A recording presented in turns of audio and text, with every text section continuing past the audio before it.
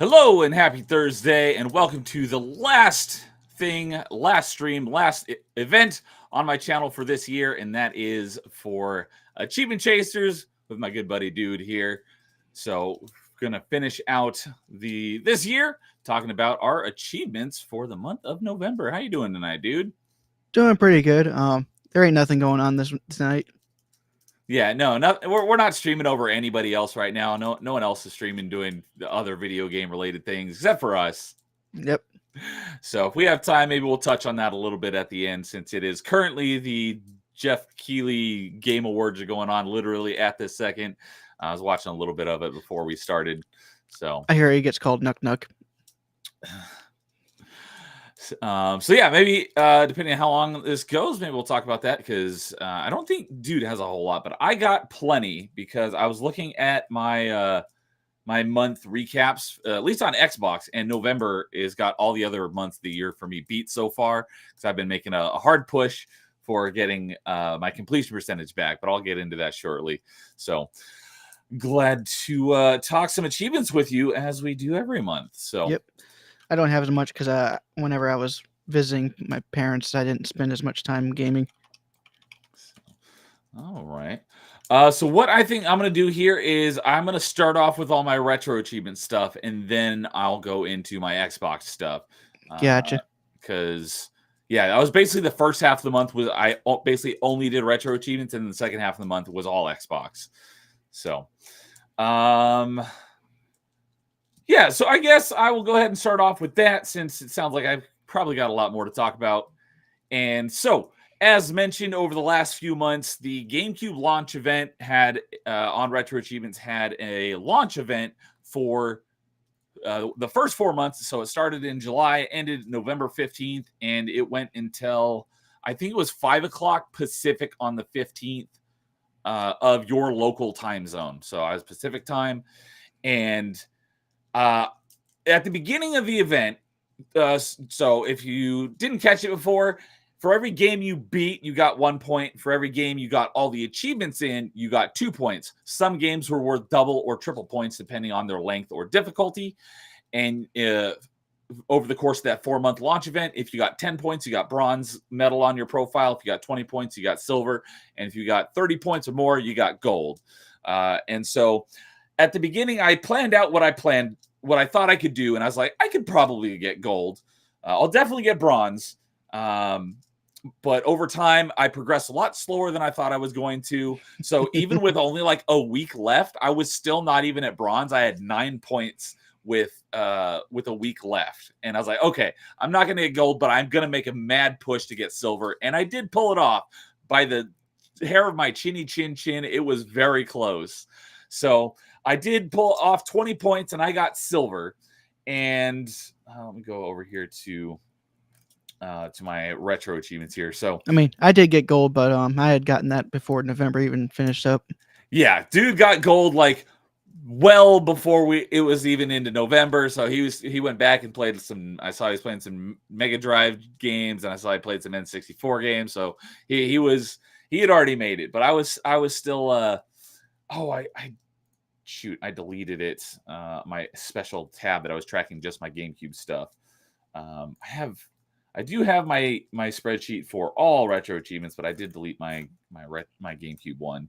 I could tell you exactly where my points were before November. Oh, no, okay. It's not separated, but I do have it here. So I had mastered. Oh, this is not right. Oh, shoot. I need to fix this. These are off.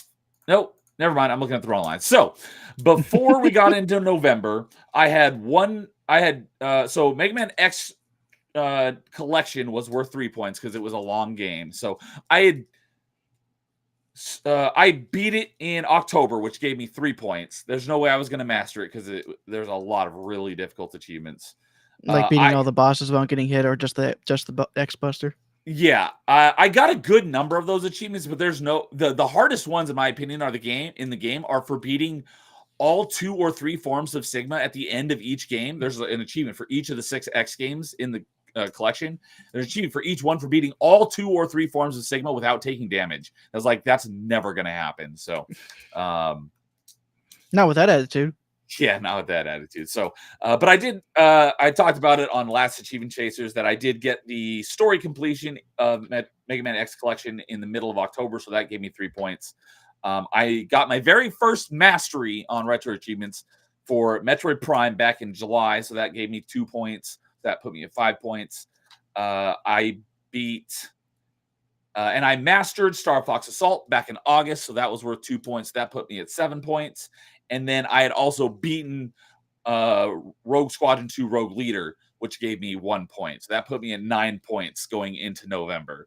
So I made a mad push, and in November, I was able to beat Metroid Prime 2, which those achievements only launched in like the last week of October. So I still have to go back and get the mastery for it, but I beat the story and got a point there. And I beat that on November 1st. So it was like, it was early in the morning. I think it was before. I'll talk about Prime 2 in a little bit. Yeah. And then I got the one that was the hardest because I was like this close. I almost gave up on the mastery, and that was Star Wars Clone Wars because I was on the second to last level, and trying to just beat this level on Jedi Master I was like, how is this even physically possible? I almost gave up on getting a silver because of this game solely, even though I was this close to the finish line. But I pushed through, and I finally got the mastery of Clone Wars on the 15th. So that gave me that was a double point game. So that gave me 4 points.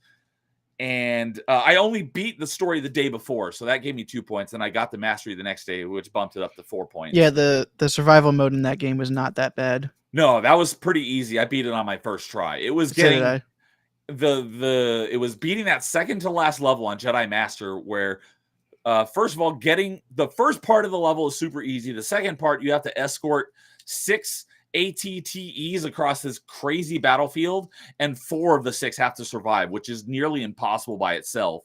And you also want to keep your squad mates alive. I was able to keep one of them alive. So I didn't keep both of them alive because there's you and 2 squad mates, because it makes the third part way easier if you have squad mates. But yep, because the two bosses they still attack you, but your squad mates are still attacking it while they're they basically ignore your squad mates, so your squad mates can do damage to them without incurring the wrath of the bosses of the level. Yep.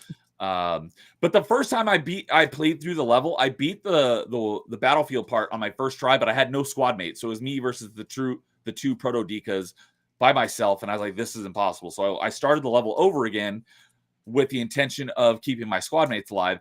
And it literally took me like 30 tries to beat the battlefield part. Just beat it. Not even just keep my squad mates alive. Just beat it. I don't know why I was able to do it the first time. And then it took me like 30 tries to do it again. And then I finally got through it again. I kept one of my squad mates alive. And then it still took me probably about 20 or 30 attempts to beat the double Proto Deka with one squad mate. But that's the part that was holding me up. I finally got past that part. And that's not even the end of the level. There's still more after, but that part after that level, I don't even remember because I beat it on my first try. And I was just so relieved to get through the Proto Deka.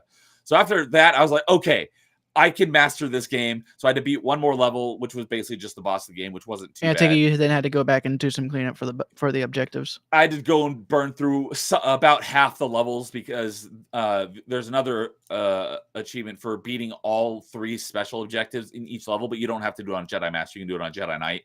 Yeah, they weren't that masochistic. The only one that was really, really, really, really, really a pain was still on the Wookiee village, keeping all the buildings alive in the Wookiee village. Even on Jedi Knight was very difficult. But now imagine your computer can't handle it, so it causes it causes it to go at 10 frames per second. That did happen sometimes where it dropped into single-digit frame rates. It did it for you too? Yeah. Sometimes it would just freeze for literally like 30 seconds, but then it would pick up exactly where it left off. I thought the game was crashing the first time it did it. But I got through that, cleaned up all the nope, there's just too many enemies for the game to really pay attention for. Yeah, that's keeping that Wookiee village alive is crazy. I almost gave up on the game when playing that level on Jedi Master just for trying to beat that level on Jedi Master, much less keep the buildings alive.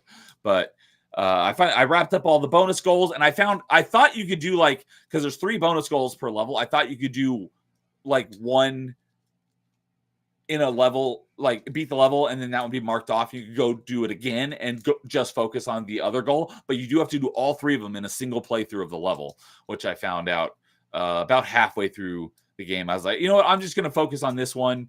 And then I beat it. And then I went back and did it and focused on just the second one. And I didn't get the achievement. I was like, all right.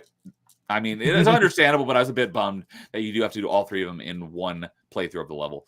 It makes the achievement actually be an achievement. Yeah, exactly. So once I beat it on Jedi Master, went back, wrapped up some of those bonus objectives, and then I did the 20 waves of the arena mode, and that was pretty easy. I beat it on my first try. Got the mastery on the 15th with that was probably like I could go look at the achievement, but it was probably around. I don't know why they doubled the points for that one. It wasn't really that hard. I don't either, but I was happy that they did. So I think I got that one done around noon on the 15th, which put me at 19 points. So I had 1 point to go. And so another thing is that going into November, like I said, I had 9 points, and I had mentioned on last achievement chases, I was piecemealing Smash Bros. Melee. And in order to get the story completion, which is worth 3 points because Melee is a triple pointer game, you have to beat story. And that one's mainly the 3-pointer because of the mastery, not the beat. Exactly. So for the story completion on Melee, you just have to beat classic mode and adventure mode with the starting 8 characters. Not very difficult. That's because it's a standard across all fighting games on retro achievements. Yeah, you just that's have to beat pretty much the single play. You just have to beat the standard arcade mode for with the starting roster of characters. With the starting roster, yeah. So I've been piecemealing that. I played through classic and adventure. I'd play like a character or 2 a day. So I had good progress. I think going into November, I had classic mode done, and I had probably about a quarter of the adventure mode done. So I was planning it out. I was doing a character or 2 a day on adventure mode. So I've got the story completion in Smash Brothers Melee on the 15th as well, but I was kind of planning that out. So, and then the other thing was I was playing at that time was Jedi Outcast, which is also a double point game. And so I beat the story mode and got 2 points for that on the 13th. So in that last week of the event, I probably got like 10 out of the 11 points that I needed to get silver. So, you're a true engineer. You're always procrastinating until the very end. I wasn't procrastinating, though. I had been playing since I started playing this on day 1 of the GameCube launch. I played Metroid Prime the day GameCube achievements launched. So I wasn't procrastinating. It's just it took me longer than I thought it was going to. The only procrastination. Yeah, I remember retro achievements. They actually have actual achievement sets, unlike Xbox does sometimes. Yeah. Sometimes Xbox achievements are super easy, and then the retro achievement version of the same game is like way more difficult. My only procrastination, if you want to call it that, was in beating the X collection because I was just so burned out on X6. I didn't want to do it again on 0 to finish the story. And so I went back and played through Mega Man X3 Zero Project, but that only took like a day, so it wasn't very much. But anyway, so I went into November 15th with like 16 points. So I needed like 4 points in the last day. And so I got I got 3 points from Melee on the 15th. No, I think I needed 5 points because I also got I think I was still at like 9 or 10 points on the day before the event ended because I got 4 points for Clone Wars on the 15th. I got 3 points for Smash Melee on the 15th. And then I got 2 points on the 13th. So I was probably about 12 points or so at the morning of the 15th. So anyways, I had about 2 or 3 hours left till we got to 5 p.m. on the 15th. And I was at 19 points. I needed 1 more point. And I saw, not on Retro Achievements anywhere, but I saw on the Retro Achievement Discord in the GameCube launch event, I saw a pinned post about here's the quickest games to get completions in. And someone said you can just let you know, Neil, you're starting a robot. Really? Goodness. Yeah. I have no way. I'm not on OBS to monitor it. And you're even pixelating a lot. Oh my goodness. Stupid freaking Comcast internet.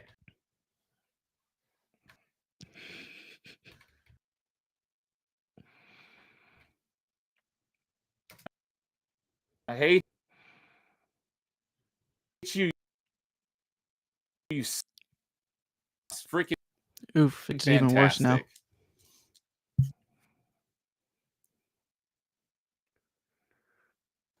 Can you hear me? I can hear you. Just a little bit. Okay. Maybe I'll do this. Hopefully that helps for now. And then when it clears up, you can let me know, and I'll come back on camera. Do I sound okay? Gotcha. Yeah, you sound better. Okay. So it's not like it's not like you do the visual aids anyways. Yeah, I don't have the visual aids anyways. So, but I had about 2 or 3 hours left until the event ended, and I was at 19 points, so I needed one more point. And I saw a pinned post on the GameCube launch event channel of the Retro Achievement Discord of the quickest completions of games that have achievements, and one of them was 1080 Avalanche. It said it was like an hour or 2 hour completion. I was like, all right, I'm going to do it, even though I have no intention of actually playing through this game. And you basically just have to beat there's 3 events: the easy, medium, and hard. And the easy event has 3 races in it. The medium one has 4, and then the hard one has 5. And then at the very end of the hard event, there's a special event, and you have to outrun an avalanche. And when you outrun the avalanche, you beat the story mode. And you have 3 attempts at each one. So if you and it's just a one-on-one race for all of them except for that very last avalanche outrun event. So I was wondering why you played that game. Yeah, and that's why, because it was a short completion for the story. And so if you lose 3 races through the course of the 3, 4, 5 races in that event, you have to start the event over. So the hard event, I think I had to start over on race 3 or 4 like twice. And I tried it. Each snowboarder has different stats. So I tried a different one because I was like, this one is fast, but he can't turn. This one's slower, but can turn better. So I tried a couple different ones. And I think on the 3rd time, I made it through to that last event. Fortunately, on the very last part of that hard event where you outrace the avalanche, you have infinite fails. And that was really annoying because it literally took me like 50 plus tries, because the game, similar to the Kashyyyk level on Clone Wars, it can't really handle the avalanche, and it slows to a chug on at least with the frame emulator rate on your PC. Yeah. But after a number of tries, I was able to outrun the avalanche, and that counted as a story completion, which gave me the 1 point I needed and got me 20 points with probably like an hour left on the event. So I was able to get silver on the GameCube Retro Achievement launch event. So cutting it down to the wire, but I made the silver that I was going for. And then I'm probably way too close to the wire. Yeah. I'm very I don't think this will have an event, but because I have no intention of playing 1080 Avalanche, I'm probably going to remove it from my profile. I just needed something quick for that last point. But yeah, the next thing I'm going to be doing is going back to Metroid Prime 2 and getting the completion, because I still have to go through it on hard, and there's a few of those boss speed run achievements that I need. So it does look like for Cool Borders, most of the achievements are like beating the time trials. I did not look at getting Cool certain Borders, trophies. But I know that's 1080 Avalanche. 1080 Avalanche. Okay, yeah, most of it is for beating like speed runs with all the 20 or 30 different snowboarders. So, but yeah, that is pretty much my retro achievements for the month of November. Let's see if I missed anything going back. It's kind of annoying that you can only see 25 achievements at a time. But I also have to go back, and there's still a ton of achievements I have to do in Jedi Outcast. If you want to look at your entire set, you go to your profile. I'm just looking at my achievements unlocked, like in chronological order, and it only shows 25 at a time. I wish I could show 100 per page. There is a way to do that. Hold on. Let me look at it. You at the unlocked page, right? Yeah, I'm looking at just the achievements unlocked page. Oh wait, never mind. They might have changed that. So, but yeah, the next thing. But you can go to the next 25 as well. So that's what I'm doing. It's just I wish I could show more than 25 at a time. But the other thing is that I still have to go back, and I have a crap load of achievements to do in Jedi Outcast, because it has like 200 plus achievements, and I only have 80 out of the 213. I really hate that there's so many multiplayer achievements. You can do it with bots, but I just wish that there were no multiplayer achievements, or it was a subset. And it'd be nice if all the achievements were just for the single player. For which game again? Jedi Outcast. The thing is, though, I'm pretty sure the multiplayer stuff is mainly against bots, isn't it? It is against bots. It's just it should have been a subset, because I mean, to be honest, that's what Metroid Prime Hunters does. But then again, if they didn't do that, it would have been a very, very small set, because there's not much single player in Hunters. I perfectly would have been fine with. But and then the other thing is Smash Brothers Melee. I have 62 out of the 336 achievements, so I still have a crap load to do in Smash Melee. Gotta at least go for the full trophy achievement.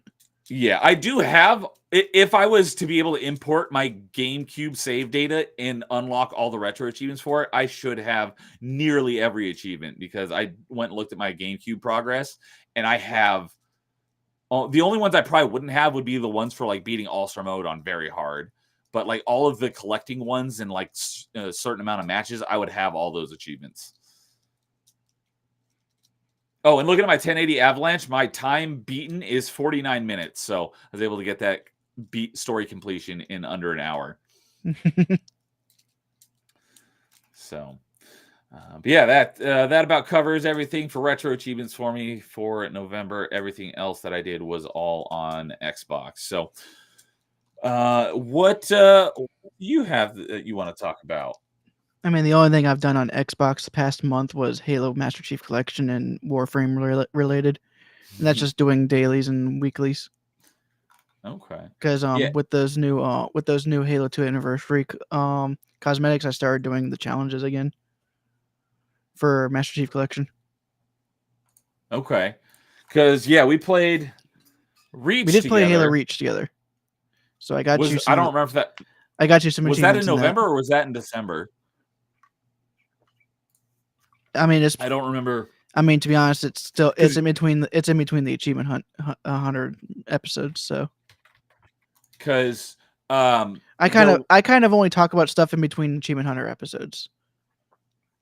So because of that, I would still consider that part of the what we did for November, even if it was in December. Oh, okay, gotcha. Because there was one day that we were gonna do Reach, and then Paul forgot that it was his mom's birthday, and he bailed on us. So you and I played a little bit of Halo 1 and got me a bunch of the par score achievements, and then we ended up playing through Reach all for together. Halo 1, yeah. The achievements you helped me with was the score achievements in Halo 1, and we did that. Okay, that was in November. That was on November 17th. And then we played through Halo Reach with the company boys, and that was December 1st. So that would technically be November. On next month's episode. Technically, it was November. But because of all that, I started getting back into doing the weekly challenges in Master Chief Collection to get those challenge points to unlock the stuff. Because they added those new Halo 2 anniversary cosmetics for the Halo 2's 20th anniversary. Okay. But that said, none of that's achievement related. So yeah, the first game I'll talk about is the game I did on stream, and that is Metroid Prime 2. Yeah, Prime 2. I freaking love that game. And I have actually mastered this game, and right as I was about to go into what ended up becoming my last stream, which was like after I'd already gone halfway through the game for the speedrun, they changed the speedrun time from 3 hours to 4 hours. Yeah. And so did you have it before? They were talking with someone who actually really knows what he's talking about when it comes to the Metroid Prime 2 speedruns, because I saw some of his streams and he was like going out of bounds and all that. So yeah, he knows what he's talking about when it comes to it, and he was the one that convinced them to go to 4 hours. Yeah, that's there. You should not have to employ glitches and exploits in order to get a speedrun achievement. That's ridiculous. That's exactly what I was saying. But I get why they did the 3 hours is because the way that speedrunners and retro achievements called glitchless is completely different. Because like for speedrunners, if there's an unintended mechanic, like you being able to get out a morph ball in a certain way so you get higher, so you don't have um you can go to the jump guardian without going and killing the first hunter no, not warrior ing in that one room in the dark Aegon. Like you can skip that first mandatory fight with the warrior ing that Okay. way. So Oh, yeah. I didn't know about that because the achievement specified something about beat it in under a certain time without damaging it before the fight. And I'm like, how do you even do that? And then after I got that achievement, I was watching a guide for another achievement, and someone did that where they basically beat the boss before the fight. And I'm like, oh, that's why that achievement says that. yeah, so because of that, I mean, to be honest, they did make the achievement for the jump guardian be play it like you're supposed to. So, and here's the thing though, if they had not made that change, I would have gotten a I actually got a save where I actually ended up doing the item skip, um, or item loss skip, and I was at the first save point like with like 10 minutes. I would have ended up doing the game that way. So I would have had like the space jump boots and pretty much all of the morph ball stuff, even from the very beginning, even during the normal beginning of the game. So I could have skipped some things in a way that it would have probably saved me enough time to get under 3 hours. But because they changed it to 4 hours, I decided, okay, now I'm not going to do any major exploits that I haven't already done. And the only ones I had done in that first stream was skipping returning the energy controllers to the first two temples, because to get the light suit you only need to actually get the energy back from in the hive temple, which is a sanctuary. It doesn't actually check for the first two. Oh, okay. And there's easy ways to actually skip doing the energy controller, and that prevents you from having to go back to the temple to return it, because of the telepathy that prevents you from leaving the area with the energy, and also allows you to skip talking to the Luminoth again in between regions. Okay.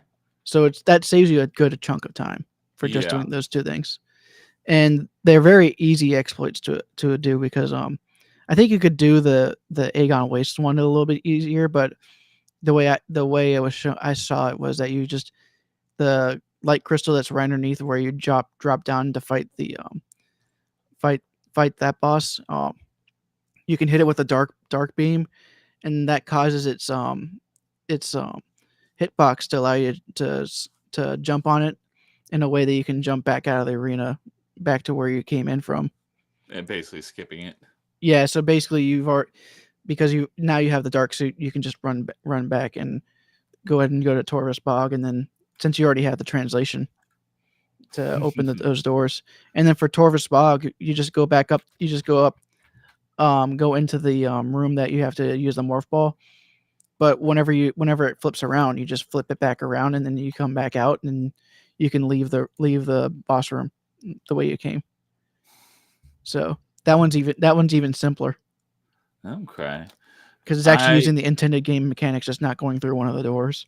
I will have to look into those when I make my attempt at the speed run. Yeah, and those were the only two I would actually suggest you do, because they do help skip a lot of the time, but they're not crazy exploits. Those were the only two major ones I did. Like there's some smaller ones that I did, like I had to go through that morph ball thing to open the first dark portal for Aegon Waste.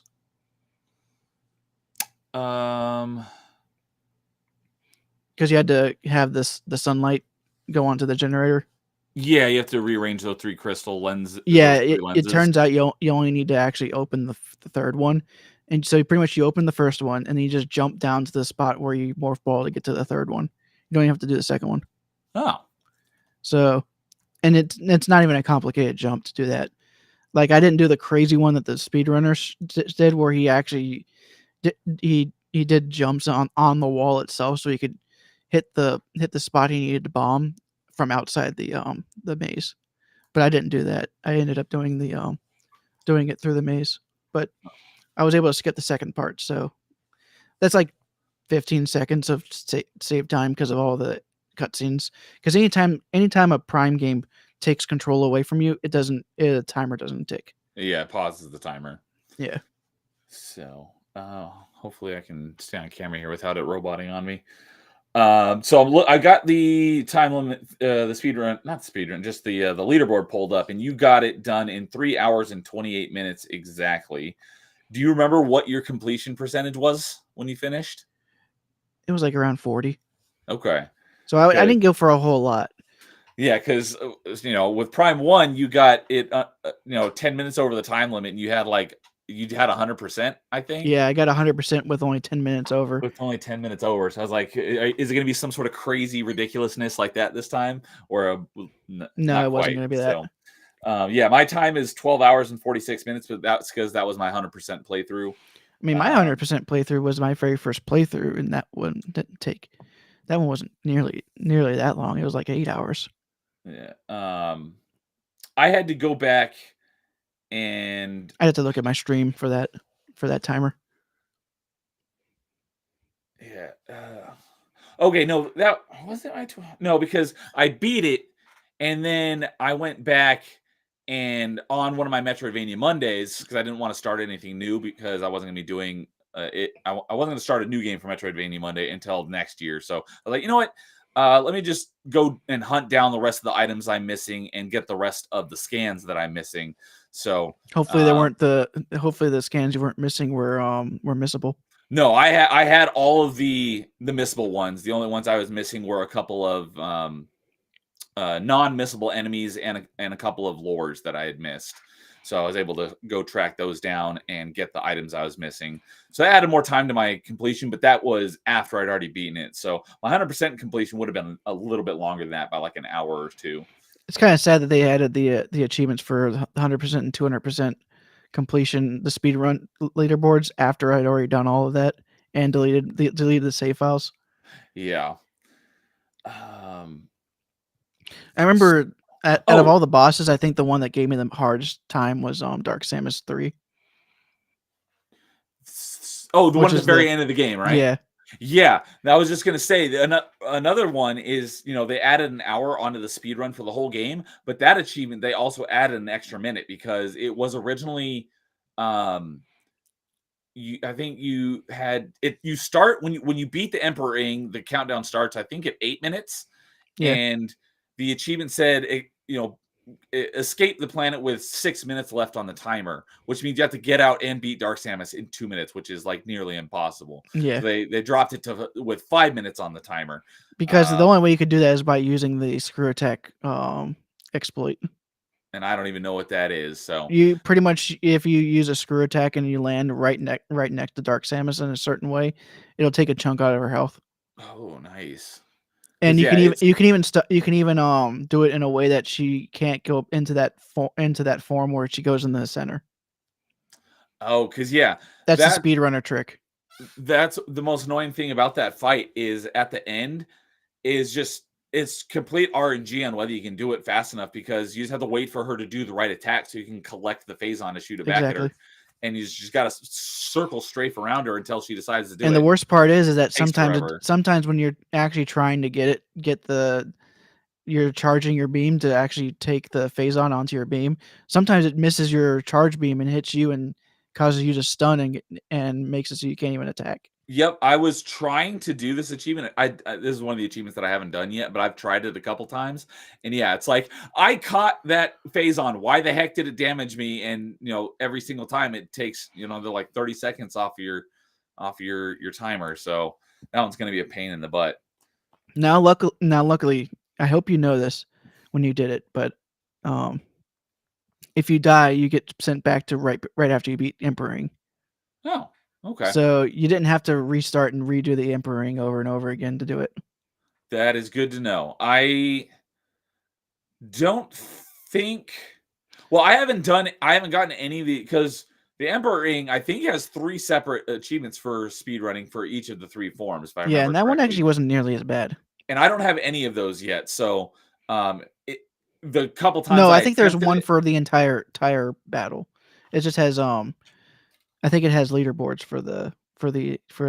for all 3 forms. Let me check. yeah, I'm pulling it up. But I defeat the Emperor Ring in fewer than 4 minutes and defeat the Emperor Ring on hard mode. Okay, yeah, you're right. Yeah. It's one achievement for beating all 3 forms in under 4 minutes. And That one's then, not too terrible as long as you know what you're doing. yeah, so I don't have that one. But there are leaderboards for each of the 3 phases. So yeah, that's what it Yeah. was. I was thinking there was And achievements you for can each actually one phase the first form or one one. cycle the first form without any real crazy speedrun tricks. As long as you know how to dodge the laser and get a super missile in the eye.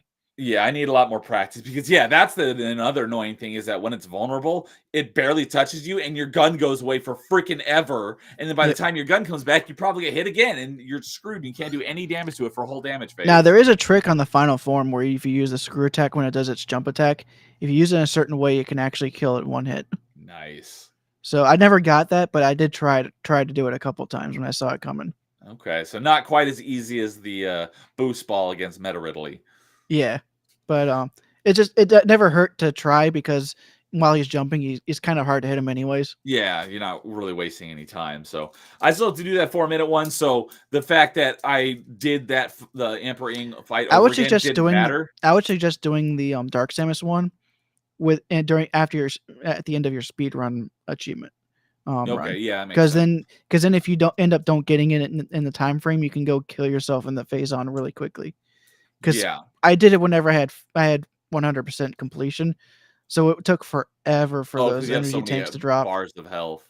Yeah, Yeah, so that makes sense. So, but yeah, the fact that I tried it a couple times, I gave me another attempt to try to get the Emperor Ing in under 4 minutes, but I still don't have that one, so I need some more practice on that one. so But that one's not too terrible.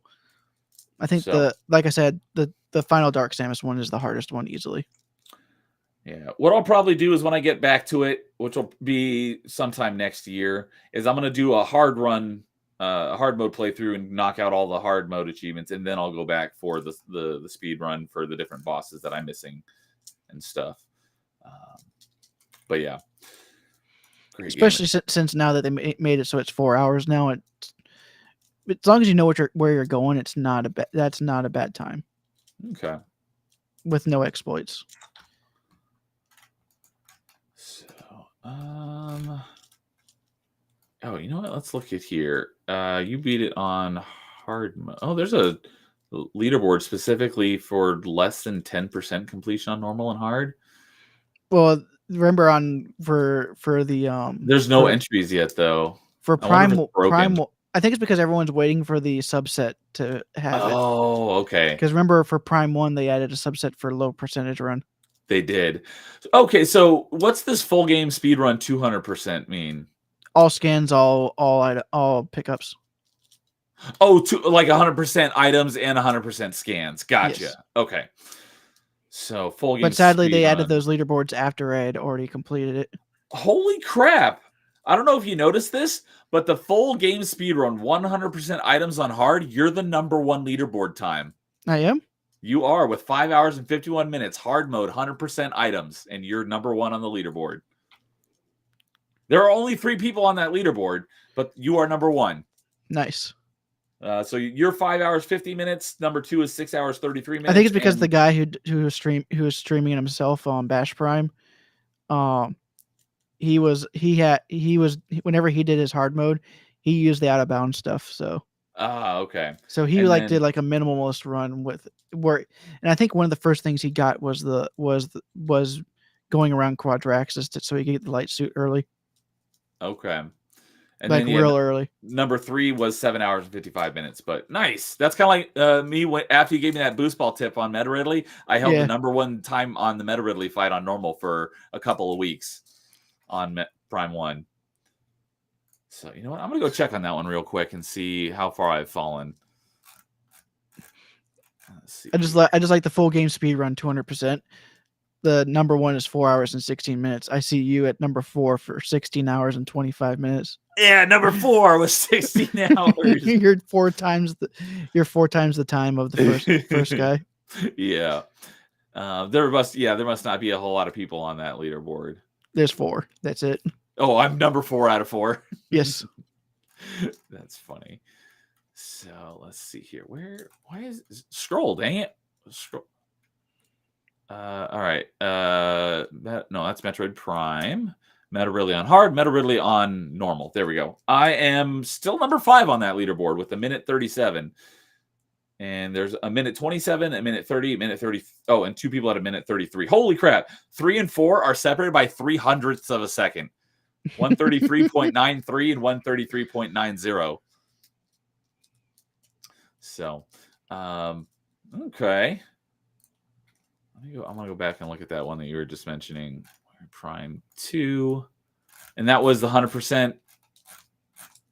Nobody else has gotten the 4-hour speed run since I have, and I'm the only one who got it after the achievement was changed, but wasn't on the leaderboard with under 4 hours. So I'm the only one who actually got it with the achievement logic changed. I'm looking at the full game speedrun 100% items on normal, and I'm 6th out of 7 with 16 hours and 25 minutes. But yeah, Bash Prime is 416. So yeah, there's only 7 people that have the 100%. Oh, not necessarily, because they may have gotten the 100% achievement on the hard run like you did. I did both. I did 100% items on both. Interesting, because I don't see you're not on the It's because I did them before those achievements were made. Or the leaderboards are made. Oh, okay, gotcha. That explains because a lot. because I deleted my save files to get ready for the speed run. That's what you meant earlier. Okay, I didn't realize that I there couldn't wasn't go back and put my speed run on there without doing a whole nother playthrough. Yeah.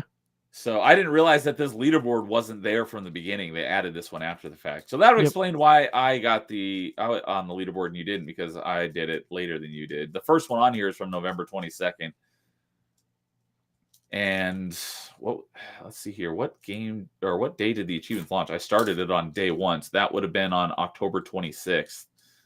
So, so it must not have added that leaderboard for basically a month after it launched. Yep. So, okay. So, besides that, I mean, there's a pretty simple achievement list. Oh, the 35-second on the Bomb Guardian. When was that one a pain? Did you have to do that one a bunch of times, or I had to do it about 5 or 6 times to try and get it, but it wasn't terrible. Because I tried it probably like 6 or 7 times, and I couldn't get it, and I gave up on it on my first playthrough. I hate that there's no ability to increase the sensitivity in the game so you can turn faster. The controls are my biggest issue with that speedrun achievement, because it's how slow you move. You just gotta know what you're doing. It's like, I know what to do. It's just you can't lock on correctly until you go past it and turn around. It's pretty much for that Bomb Guardian speedrun. You gotta care about. You gotta have to have no cares about the the damage you take. You just go straight for the hits as fast as possible. I'll keep that in mind my next time. The thing is that whenever you go for the actual damage shots, don't use full charge shots, because at certain percentages it'll come out of the stun immediately, like at 25%. But if you use a unfully charged charge shot, if you use two full at the lowest charge you can do, and then when you go into the second phase, it'll actually be able to make it so it'll go down to 25% so you only have to recycle it. Good to know. Excellent. That will definitely help next time I make an attempt at that one. Yep. So, all right. Anything else you want to touch on? Nope. I'm just kind of glad they didn't require us to do multiplayer, but then again, it would be kind of difficult with no bots. Yeah, there's no bots, so unlike Prime Hunters. Yeah, it's kind of funny the DS game had bots for the multiplayer, but Prime 2 didn't. Yeah, I didn't think about that until just now. But I So mean, if you look at the achievement list for Prime Hunters, it only has 289 points with the multiplayer stuff. yeah, I've briefly looked at it. I will be going for that one at some point, but I haven't really looked into it that much Yeah, yet. it's not too terrible, but the multiplayer stuff is only a pain because of the way the controls are. Because Okay. whenever you have to play against level 9, they're playing like they're on a normal controller while you're having to fandangle the controls to work correctly on a PC. Yeah, getting the DS controls with a touchscreen to work on a controller. It's Because like, you have to remember you were supposed to be looking around with the stylus. yeah. Well, what I did is I took the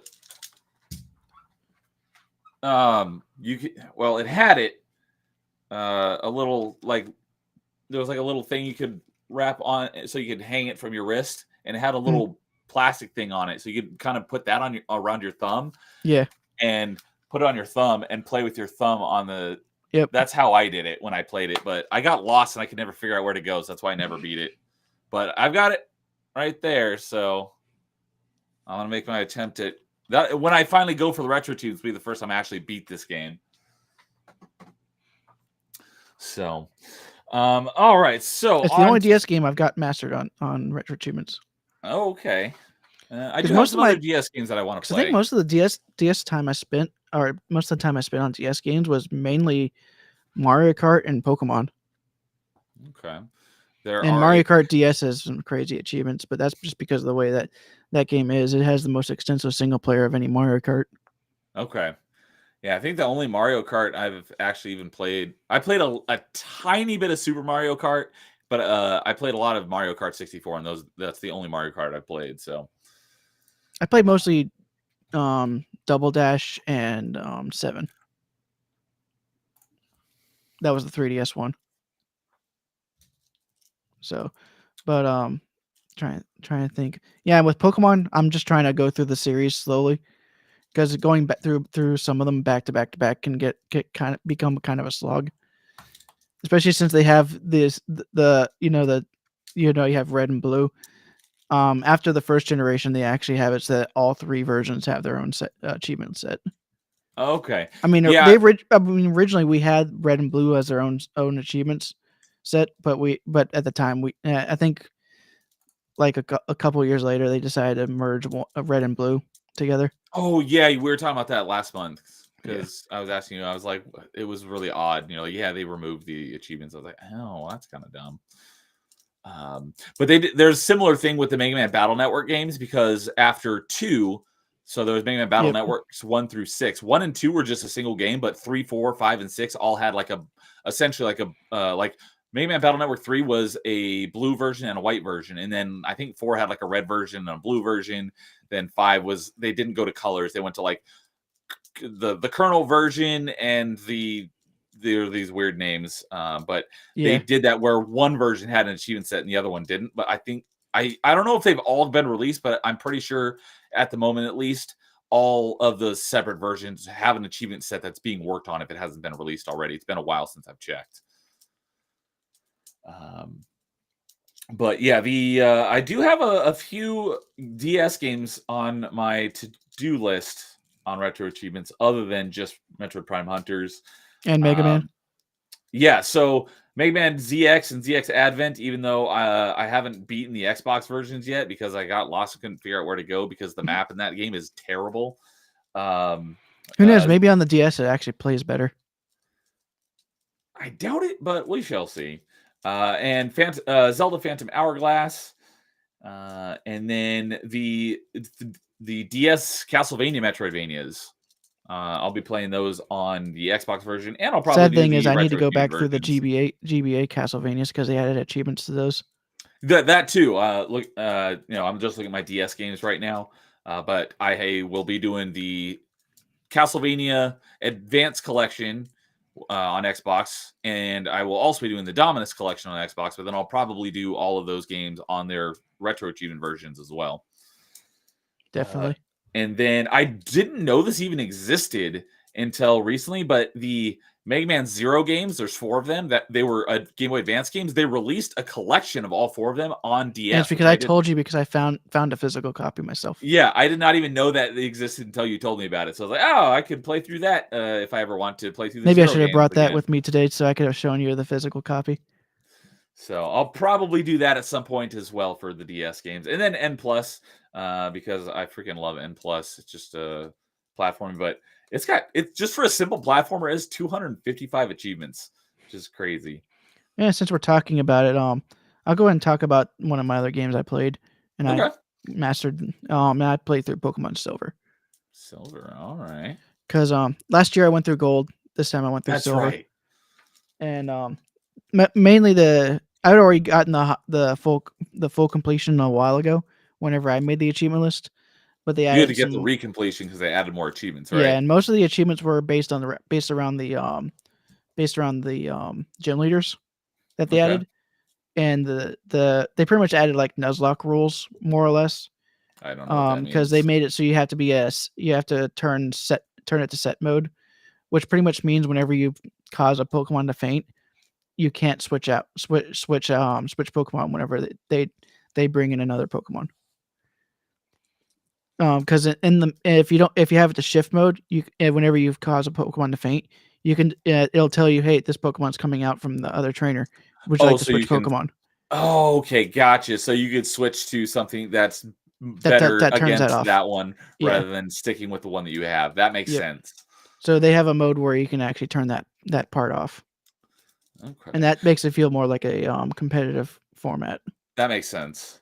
And So they when all you so but you all and also you have to have it in set mode, and all your Pokemon have to be under the level of all the Pokemon you use and move. They have to be under the level of their max level Pokemon. So you can't just like bring in a level 20 against level 9s. so are you can't have any higher than what you're fighting. Is that what you're saying?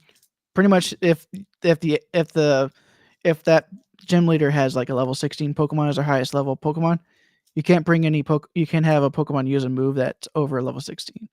Gotcha. Okay. So the move, not necessarily the Yeah, because Pokemons. what you can do is that you can bring in a Pokemon, you can switch Pokemon, use some healing items on the other Pokemon, and then switch back to the Pokemon you could use. So you could just use it to tank a couple hits if you wanted to. But if it used a move, it would turn off the achievement. Okay. And they also added another set of achievements for each gym leader, where the Pokemon you had to use were only of the type that the gym leader uses or is known for. Oh, okay. So like the first gym leader is known for flying type Pokemon, so you had every Pokemon that you used during that fight had to have flying type Okay. and as one of its types. Because you know how each Pokemon can have two types. Right. Yeah, I learned that last Yeah. month. And then and So, of course they did it for every single gym leader. okay. The biggest problem though is that a couple of the gym leaders it was hard to get because it's hard to get those Pokemon types before their gyms. Oh, okay, gotcha. Like for the ice type gym, the only Pokemon you can actually get that's ice type before that gym, you can only get on Friday nights In because game, I assume. in game. And it's like a one-time thing each week. So if you don't catch it and you save, you have to wait till next week if you don't Okay. change the time. Is that what you were why your time was off was for that? Yes, So, because the last achievement I needed, I just needed to go forward 24 hours. Because there's a guy in the game that uses things you can get off trees to make different types of Pokeballs, but it takes him like 24 hours to make one. So, and there's an achievement for having 11 unique type of Pokeballs in your pack. So the last two I needed were ones that he made. So I just changed the time, and I tried the system changing the time. time on my computer, but that didn't work. So I found out that in Pokemon Gold and Silver, you can do a password system that actually allows you to reset the time. Okay, because yeah, after I scheduled last night's Dude Soul stream and then this one, he sent me a screenshot. Said, are you going to be up at 9 a.m.?" I'm like, "I scheduled it for the right time. Are you sure your computer's set to the right time?" He's like, "Oh, my computer time is off because I had to change the time for an achievement." So, when you went back for the recompletion, did you start a new save or did you continue where you left You have off? to start a new save because you can't do the gym leaders again. Oh, okay. And it's been so long, I don't even remember where I put that save. How long ago was it that you had last played Gold before you went back Well, and let's got the look at recompletion? whenever I got the completion. It was November 18th, 2017. Okay, so a while. 7 years ago. Yeah, 7 years ago. That's the timestamp on catching all the Pokemon. Okay, So that's probably the last one I got. so yeah, it's like it's been 7 years since I played. I think I'll start over since I have no idea where I am. Well, and also because you had to go through all And the you gym have leaders to. again, anyways. You can't rematch the gym leaders in this game. Yeah, there's been a few times where, I mean, I've said I've started games and I've played them only. I've just left them like barely started on my tag, and I end up playing them bits and pieces for community events and contests. But then when I get back to actually playing it, I started over. Like the last one I think I did that with was Immortals: Phoenix Rising, which I talked about towards the beginning of the year because I think I finished that back in February. And I had already had like 10 or 12 achievements in it, but that was over the course of like 3 or 4 years. So when I finally was like, all right, I'm playing this game, I started it from the beginning. So not that I needed to, just because I was like, I want to remember what actually happened in the first like 4 hours of the game that I had already played. So, okay, so you got the recompletion on gold, and then on silver. on silver. Okay, I had done gold last year. Oh, that's right. Okay, so you had done gold last year, and then you needed to get the recompletion on silver, so you went back and did that just recently. Yep. Gotcha. Okay, so because what gen is gold and silver? Second. That's Gen 2. I need to do the same thing for Pokemon Crystal as well. And is that Gen 3? Still Gen 2. Oh, Crystal Gen. Because remember, the way they did it is they always had like two versions, which were like the first release, and they would always do a third release. And third release would like add some things and fix some things. So like Gen 1 was red and blue and then yellow. So this was gold and silver, then crystal? Yes. And then Gen 3 was ruby and sapphire, and then emerald. Okay. And then they had diamond and pearl and platinum. And platinum was the one that people wanted to be the basis for the diamond and pearl remakes, because there's a lot of things that platinum fixed, like the amount of the Pokemon that could be in the game. Let's just say that there was a fire type. There's a fire type gym leader and a fire type elite four member. Yet there's only 2 fire types in the entire game until you unlock the national dex. 2 fire type Pokemon in the whole game? Well, 2 fire type lines. So like the starter and Rapidash. That's the only fire types that were in the game until you unlock the national dex.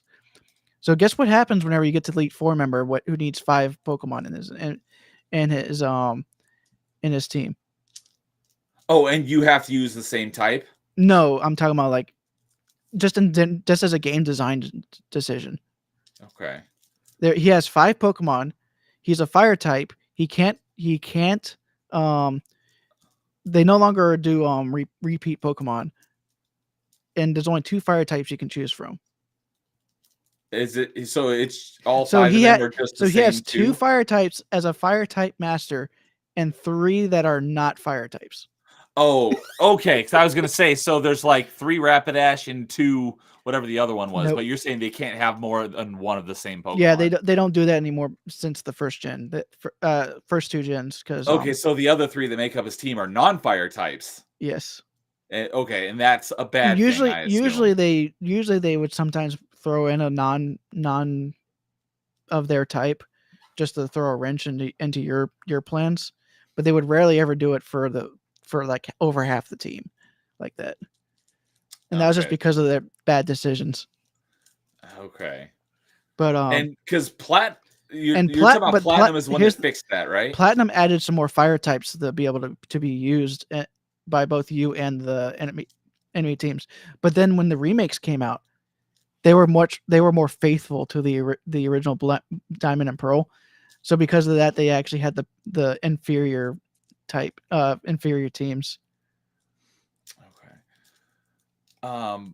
So that kind of why Platinum, from what I think I've heard, is one of the most sought after like physical copies. I think so. Yeah, one of the reasons. It's worth quite a lot. Yeah. Okay. Black and White was where they started doing the weird things because then they had Black and White, but then they did Black and White 2, and Black and White 2 were actually sequels, not like a DLC. Right. I think we were talking about that when you were on Party Chat, because I think that was the first time on Pokemon where there's an actual sequel to one. It's not just like, just another generation. They just continued it with another. Actually, they kind of treated Gold and Silver as sequels to Red and Blue, because it was like 3 years. But they're not called like it's not like Red 2 and Blue 2. No. But they are Black 2 and White 2. They're sequels in the same way because you still start as a new player in Black and White 2. Oh, okay. So this is better than the Game Awards, says JD. Yeah, so I forgot to. I don't know if he's still here, but Amon Ra, if you're still here, good to see you. Moo to you too. And JD just came in saying this is better than the Game Awards. Well, I appreciate that. We're just talking about our achievement hunting for November, and Dude was doing some Pokemon Silver. So yep. Eventually, I need to go back through Crystal, and then I'll start doing the 3rd generation.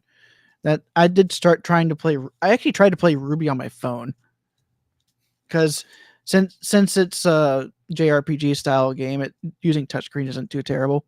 Yeah, but I completely lost where that save file is, so I'll have to restart that game. So does each generation have 3 legendary Pokemon? They generally have a three-er. Yeah. Because the first generation was Zapdos, Moltres, and Articuno, right? The legendary birds. And then Gold and Silver, the 2nd gen was Ho-Oh and Lugia, and I don't know what the 3rd one was. No, for that one, that was that three was Raikou, Entei, and Suicune. Oh, those dogs that I only know of because they show up as Pokeballs in Smash Bros. Yeah, and Suicune was the face of Crystal. Okay. Even though the 2 birds were the faces of the Gold and Silver. But those are not legendaries? They are legendaries. They are legendaries. There's not a trio of them. Okay. Yeah, and only one of them actually got on the box art. Okay. Generation 1 was the only time that they actually didn't use legendary Pokemon for the box art. Pokemon. Oh, I did not know that. Ruby and Sapphire had Groudon, Kyogre, and Rayquaza. That's where Ruby, Sapphire, and Emerald comes from. That would have been my guess. Yeah, but they also had another trio called Regice, Regirock, and Registeel. Oh, that's a lot of Reggies. My body is ready. Well, there's other Reggies also that they added later. Like what's funny is that one of the Reggies, he actually is really good if it wasn't for his ability, and his ability is Slow Start. I think is, can't remember the name, but it pretty much means that his Slow Start makes it so he some of his stats are halved for the first 5 turns he's out, and that turn timer gets reset every time he switches in and out. Why would you ever use that? It's so bad that he's not even using the lowest form of competitive Pokemon. And it's a legendary? Yes. That's terrible. Regigigas, that's who it is. You know what's funny? He actually now has a niche in more recent Pokemon doubles teams, because there's a Pokemon that actually neutralizes all abilities. Oh. So because of that, it actually makes it so he doesn't have the slow start. Nice. And his stats are actually really good. Okay. It's just that because of the halving, it's useless. It's pointless. That's so dumb. Because 5 turns is way too much. Even one turn would actually make him not viable in the higher tiers and singles. I would assume so. So Paul's here as well, saying howdy. What's up, Paul? Good evening, buddy. I think they added two Reggies in Generation 8. I think one was a Dragon type, one was an Electric type, and the electric type is the one that's overpowered in that for that. I have to assume, obviously, I don't know much about Pokemon, but Are there memes out there of all these different Regi Pokemons, but they're Regifizime from I don't know if there's any Nintendo? of those. I I would haven't have seen to that. assume that there's like it's in the shape of each one, but they all have like the head of Reggie. But each Reggie is actually a different is a mono of a different type, because you have Reggie Ice, of course, is Ice type. Reggie Steel is of course Steel. Reggie Rock is of course Rock. Then you have Reggie Gigas, which is normal type. Then you have the two that were just added, which were Electric and Dragon. Do they So they all now have evolve from the same one, kind of like Eevee? no, they're all legendary, so that because of that they have no evolutionary line. Okay. But the lore is that Reggie Gigas created the others. Okay. But from my understanding, there's 10 more Reggies we still need to find, because there's like 17 types. Lots of Reggies. Or is there 18 types? It's been a while since I've actually counted them, because I think Fairy was added. I think that might be the 18th. They created Fairy just so that they could rein in how overpowered dragons were in Generation 5. Okay. And so pretty much they made fairies as a hard counter to dragons. Oh, in the whole rock paper scissors style of Pokemon. Well, all of the typings. Yeah. And it's because the only things that dragons were weak to were other dragons or ice types. And the problem is that ice types, they are really terrible as a defensive type. Okay. They're like supposed to personify the glass cannon style of Yeah, so ice types, the only thing they're good for is against dragons. Yeah, and let's just say most people would rather just put the ice type attack on a non-ice type Pokemon, but that lowers the effectiveness of the move, because if a water Pokemon uses a water move, it gets a bonus on the attack, but if like a ground type uses the water move, it doesn't get the bonus damage. That makes sense. It's like a 1.5 times multiplier. Okay. Something like that. So they can learn it, just not as effective. Yep. Okay. All right. So now you're knowing more about Pokemon. I do know more about Pokemon now. So, all right. Well, unless anything else you want to touch on your retro achievements, I think we'll move on. I got 2 more games, but those are also retro achievements. But okay, that's all I have. Okay, yeah, I've got a bunch to talk about. So for the first half of the month, I was doing all retro achievements in order to get that, try to get that silver medal for the GameCube launch event on retro achievements. The second half of the month was basically all Xbox, and November, December is still pretty low, but we're only about halfway through the month, and I have a lot of plans for the rest of the month. But November, by far, is my best month of the year on Xbox so far, where July was my second best, and it beat it by quite a bit. So the second half of the month, November, there's been a True Achievements community event, I think, every month since like July. But the November event, which I took place in, because I almost always take part in the monthly community events, not always, but most of the time, was genre bingo. And you get a bingo board with a bunch of genres. You just got to get an achievement in a game that has that genre on it in order to mark it off on your board. In order to get credit for the event, you just have to get one bingo. Obviously, the center space is free, just like any bingo board. But one of the monthly targets was originally get achievements in games that cover 30 different genres. They did drop it down to 20 partway through the month because people were complaining that 30 was too high. But I didn't even know about that till I was basically already done with it. But because it was 30 and the bingo board is 25 minus the free center space, so that's 24 right there. I was like, I can do 6 more and do 30. So I was like, I'll do a blackout board on the bingo and I'll get one on every space. So that's what I did. So I got a blackout board, and let's see here. There's 1, 2. Only 2 of these were from the same game, because like Assassin's Creed Origins is on here 4 times because it has like 4 or 5 different genres on it. But how it works is if a game has multiple genres, you have to get you'll unlock the genres on them in order that they're listed, which is basically alphabetical per achievement. So since I have 4 Assassin's Creed Origins on here, I had to get 4 different achievements in the game in order to get 4 spots marked off on the board. But all the rest of them were all from individual games. But let's see here. How many different games did I get achievements for in November? And let me switch this from all of 2024 to go back to November. And I got an achievement in 24 different games. So I guess that was everything on the John Rabingo board. And I only started 1 new game, and I think that's because it was leaving Game Pass. And then I got 6 completions.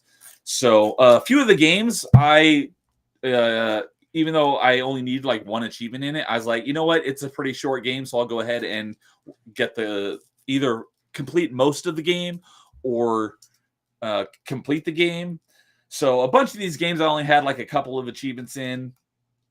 But the ones that I got the most in were like Ninja Gaiden 3 Razor's Edge. I ended up going through the whole story and getting the story completion. I still only have like I still have 22 out of the 50 achievements, but I did go through and finish the story on that one.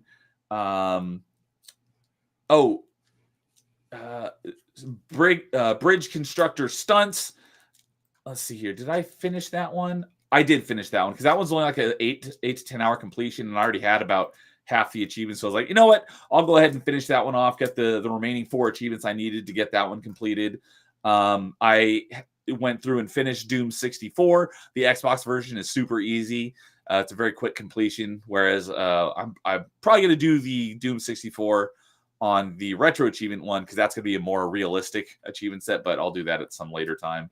Yeah, the one on Xbox and PlayStation is very, very easy. You can just use like cheats to do everything really easily. The cheats don't unlock the achievements, but you can use the cheats to get to the levels that you need to in order to get to where the achievements are. You can do it in less than an hour. Yeah, it says it's a 1 to 2 hour completion. I think it took about 3 hours, but I went and got because it's only 10 achievements. I went and got the remaining 7 achievements and knocked that one out. The second, it's definitely better to do it on retro achievements because they'll turn off the cheats and it'll actually be an actual challenge. Exactly. So I can't even really say how Doom 64 is because I've only played a few of the levels, but when I go back to it on the retro achievements for the actual N64 version, I'll get my full experience. I mean, its retro ratio is 3.5, but that's not too terrible for retro achievements. Yeah, because you gotta remember they do their retro ratio a little bit different. Yeah, so I think theirs starts at 1. But like I said, what are they? The first Animal Crossing on N64 is 6. I didn't even know there was Animal Crossing on N64. It was Japanese only. Oh, okay. Because I was like, I thought that launched on GameCube. Actually, Donkey Kong. It looks like Donkey Kong 64 has a harder retro ratio than Doom 64. That's probably because of all the stupid collectibles. I've actually got the Donkey Kong 64 completion. That's right, you do. And that one's hard mainly because of the King K. Rool fight. You have to beat the entire fight without getting hit. Yeah, I remember we were talking about that. I would have to boot up my copy of Donkey Kong 64 to see how. I know I didn't get 100%, but I was pretty close from what I remember. I 100% it as a kid. Oh, I haven't played it since my N64, so I'll have to boot it up and take a look. I'd have to guess I'm probably around 80% would be my guess. So maybe sometime I'll go boot my N64 up and take a look and see what my completion percentage is. Doom 64 on retro achievements it doesn't have any complicated achievements. Just beat it on the hardest difficulty and get 100% secrets on every level except for the first one. Okay. So, and then another one that I was like, you know what? This is a relatively short completion. It's like a 10 to 12 hour completion, and it's just been sitting on my backlog forever. And I'd gotten the first achievement just to put it on my my tag back when I did my bean dive in 2019. And I'm making a mad push to get that bean dive completed. So in order to fully recover my dive, I have to get back to 91.15%. And I was like, you know what? I think I did this back in October. I said, let's see if I can get back to 89% before the end of the year. So I'm making a mad push to get to that 89%.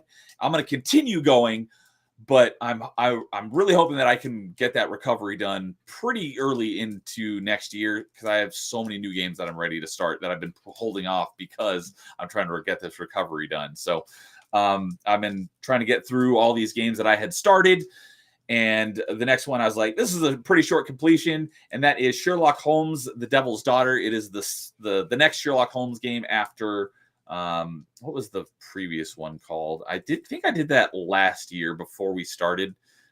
I think I beat that game last year right before we started doing Achievement Chasers. So I don't think I talked about it on Achievement Chasers. But Sherlock Holmes, it's a point and click detective game. Not too difficult. This one was easier than the first one because I don't think there were any missables. The first one had a couple of missables. They were easy to fix if you did miss them. But let's see, what was it called? The first one was Sherlock Holmes Crimes and Punishment. I ended up with both of these games through Games with Gold, and they were pretty short completions, which is why I put them on my tag in the first place. They were okay. I wouldn't say they're anything to write home about. But if you like crime, drama, thriller, solving stuff, that you might enjoy them. Although the original versions have been delisted because of issues with the publisher, but they have been relisted under a new publisher, so you can still get them. I just don't think you can get the exact versions that I have unless you had them before. Yeah. So you could, let's see here. How many versions of these are there? There are, in the Sherlock Holmes series, there are 11, but there's like 3 or 4 of each of these versions. So it's basically like 3 games spread out across 11 different achievement sets. So, though the one game that I started and completed was because it was leaving Game Pass, so I panic played that, and it was a short, like 3 to 4 hour puzzle platforming adventure. It's very much in the line of Limbo. If you liked Limbo, and that was Somerville, there's no dialogue at all. It's one of those games just like Limbo or Inside where you wake up and things are just happening with zero explanation. You don't really know why, but you and your wife and your kid and your dog are, I don't know if it's where you live or whether you're at your summer home out in the fields of England, and all of a sudden there's an alien invasion and you wake up and your family's gone and you're trying to find them.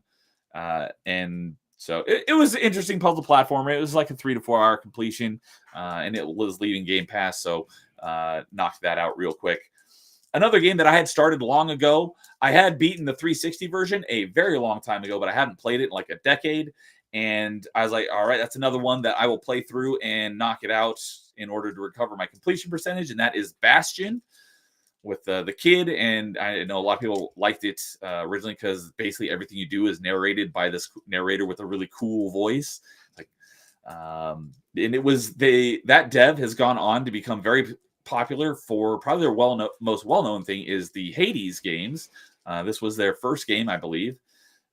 And from what I hear, all their games have been pretty good. But this is the Xbox One version.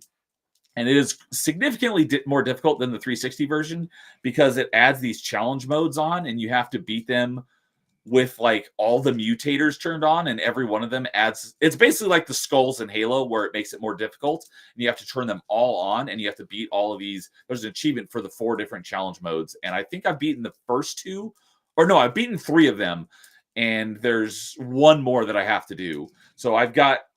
Let's see here. I have 18 out of the 22 achievements. So I've got 4 left. And I'll get 2 of them for beating that last challenge mode because for each of those 4 different challenge modes, there's 2 achievements. One of them is for beating it with half the mutators on. So that's 5. And then the other achievement is for beating it with all 10 of them on. So I have to go and beat that last challenge mode, and that'll get me 2 achievements. I have to beat the game in New Game Plus, which I'm very close to beating. But I was planning on beating that challenge mode first because after I beat New Game Plus, I don't know if I can resume my save or whether it automatically goes into a New Game Plus 2. And then I'd have to get through a good chunk of the game again in order to attempt it. And then the last achievement is for beating the game in score attack mode, or not beating the game in score attack mode, but playing the game in score attack mode and getting 1,000,000 points, which you may have to play through the game a couple of times to get enough points.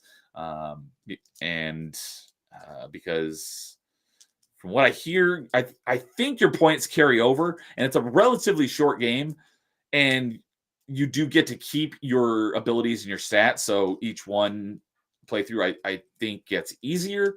I may I'm planning on at least getting those other 3 achievements before the end of the year. I don't know if I'll go through and get that million point one. We'll see. But I'm getting close to beating that game. But like I said, the main thing I'm working on is just getting the achievements. So if there's a game where I get like 99% of the achievements, there's one achievement where I have to do a whole playthrough in order to just get that one. I'm putting it off till later because I just need to get as many achievements as possible to get back to that completion percentage so I can complete my dive. The progress on my dive, just to give you where I'm at right now, I'm currently at 88.7%. And like I said, I set my goal for the end of the year at 89. So I'm getting really close. I have 73 more achievements in order to get to 89%, which I think I'm well on track to doing before the end of the year. And I still got a ton of games that I'm planning on getting done before the end of the year. And in order to get back to that 91.15%, in order to fully complete the dive, I have 602 achievements left. So a couple other here that I played, another one where I was like, you know what, let me knock out the second half of the achievements on here in order to get the completion. And that was Jet Car Stunts. It's like this arcade racer, and you're this car with like, there's 3 different modes. There's one that's just time trials. There's one where you have to, your car has wings so that you can kind of angle yourself as you fly through the air because you spend a lot of time airborne in this game. And you have to collect different stars. And then there was one other mode where you just have to make it to it's basically a platforming challenge. You just have to make it to the end. And it was cool. It was a pretty short completion. It was like 4 or 5 hours. And I had gotten, I think it was like, let's see here. I got 7 achievements to get the completion, and it's only 12 achievements. So I had 5 achievements prior, and I started it back in 2019. So I knocked out the rest of the achievements that I needed to get that completion. And then the other one that, I just closed it. There's one other game that I had a good chunk of progress on this month. And no, that is all of, that's this month. I want to go back to November. That's right. I was like, why haven't I talked about any of the stuff I've been playing? Because I've been playing that this month, and I'm talking about last month. And then the last thing I did in November was there. Have you ever heard of Trine? Trine? I have heard of that. I actually have the physical copy of the collection. Oh, okay. So I had no idea what these games were. There was a collection of Trines 1 through 4 that went on sale. I think it's normally like $50, and it was on sale for like 75% off. I think I bought it for 15 or $20 a couple of years ago. And they're puzzle platformers. I love puzzle platformers. So without knowing anything about these games, other than they're puzzle platformers and they're like 75% off, I was like, sure, I'll go ahead and buy it. So I've been playing them out of order. I ended up beating Trine 3 first because it was the shortest one. And I did that a couple of years ago. Unfortunately, Trine 2 has 5 unobtainable achievements, so I can't actually get the completion. But I did. I started them all at the same time back in 2019, and I was like, let's go ahead and finish these 4 games. And so I did the remaining 33 achievements I needed out of the total of 35 that there were. So I only had 3 achievements in it. So I knocked out the remaining 33 achievements in November and got the completion for that. And since then, I've been playing through Trine 2 and Trine 4 because, like I said, I've already beaten 3. But 2 and 4 are on my list of games I'm planning on beating before the end of the year. I'm currently playing through Dishonored finally for the first time. I've had that game since like 2013. I bought the 360 version. And it's not backwards compatible, so I have to actually play it on my 360. If I had known that they were going to release an Xbox One version and I wasn't going to play it till this long, I would have waited and played the Xbox One version. But since I started it on the 360 version, I got to play through it. So I'm not going to get the completion because it's like a 60 to 80 hour completion, but I can probably get about 80% of the achievements in probably like 20-ish hours. So I'm currently doing my first playthrough of that right now. I plan to get a good chunk of that done before the end of the year. The rest of the games that I'm planning on getting most, if not all, the achievements on before the end of the year is Child of Light, which is a turn-based RPG published by Ubisoft. I did play a little bit. Did you say turn-based RPG? I did say turn-based RPG. You playing turn-based RPG? And that I got that one through Games with Gold back in the day, and it's a 12 to 15 hour completion. So I was like, that's a pretty short and easy completion. So I'll go ahead and play it at some point. And I'm not hating it. It's not bad. Which one did you say again? Child of Light. I think I've seen that one might have unobtainables. It has one unobtainable because you have to send an oculi to a friend, and that has since been turned off. So I won't be able to get that achievement, but I'll get all the rest of the achievements. That's why I've never touched it. So, but I plan to get the rest of the achievements in that before the end of the year. I was playing Gears 3 yesterday for a specific achievement because like I said, there was the genre bingo was the November event. As always, December has the 12 Days of Christmas. So I've been playing a variety of different games in order to get the requirements for each of the 12 Days of Christmas. I'm currently on day 10, so I'm getting close. Obviously, today is the 12th, so today is the last day where they revealed what the requirements are. So I'll go over that real quick in a little bit. But I've been jumping around to a bunch of different games, but all in games that I'm planning on playing through before the end of the month. Tech Glitch is a free-to-play like party game. I've been getting some achievements in that, and I plan to finish the last 4 achievements of that before the end of the year, but I'm saving some of them because some of them count for days 11 and 12 on 12 Days of Christmas. Like I said, Trine 2 and 4, I'm making my way through those.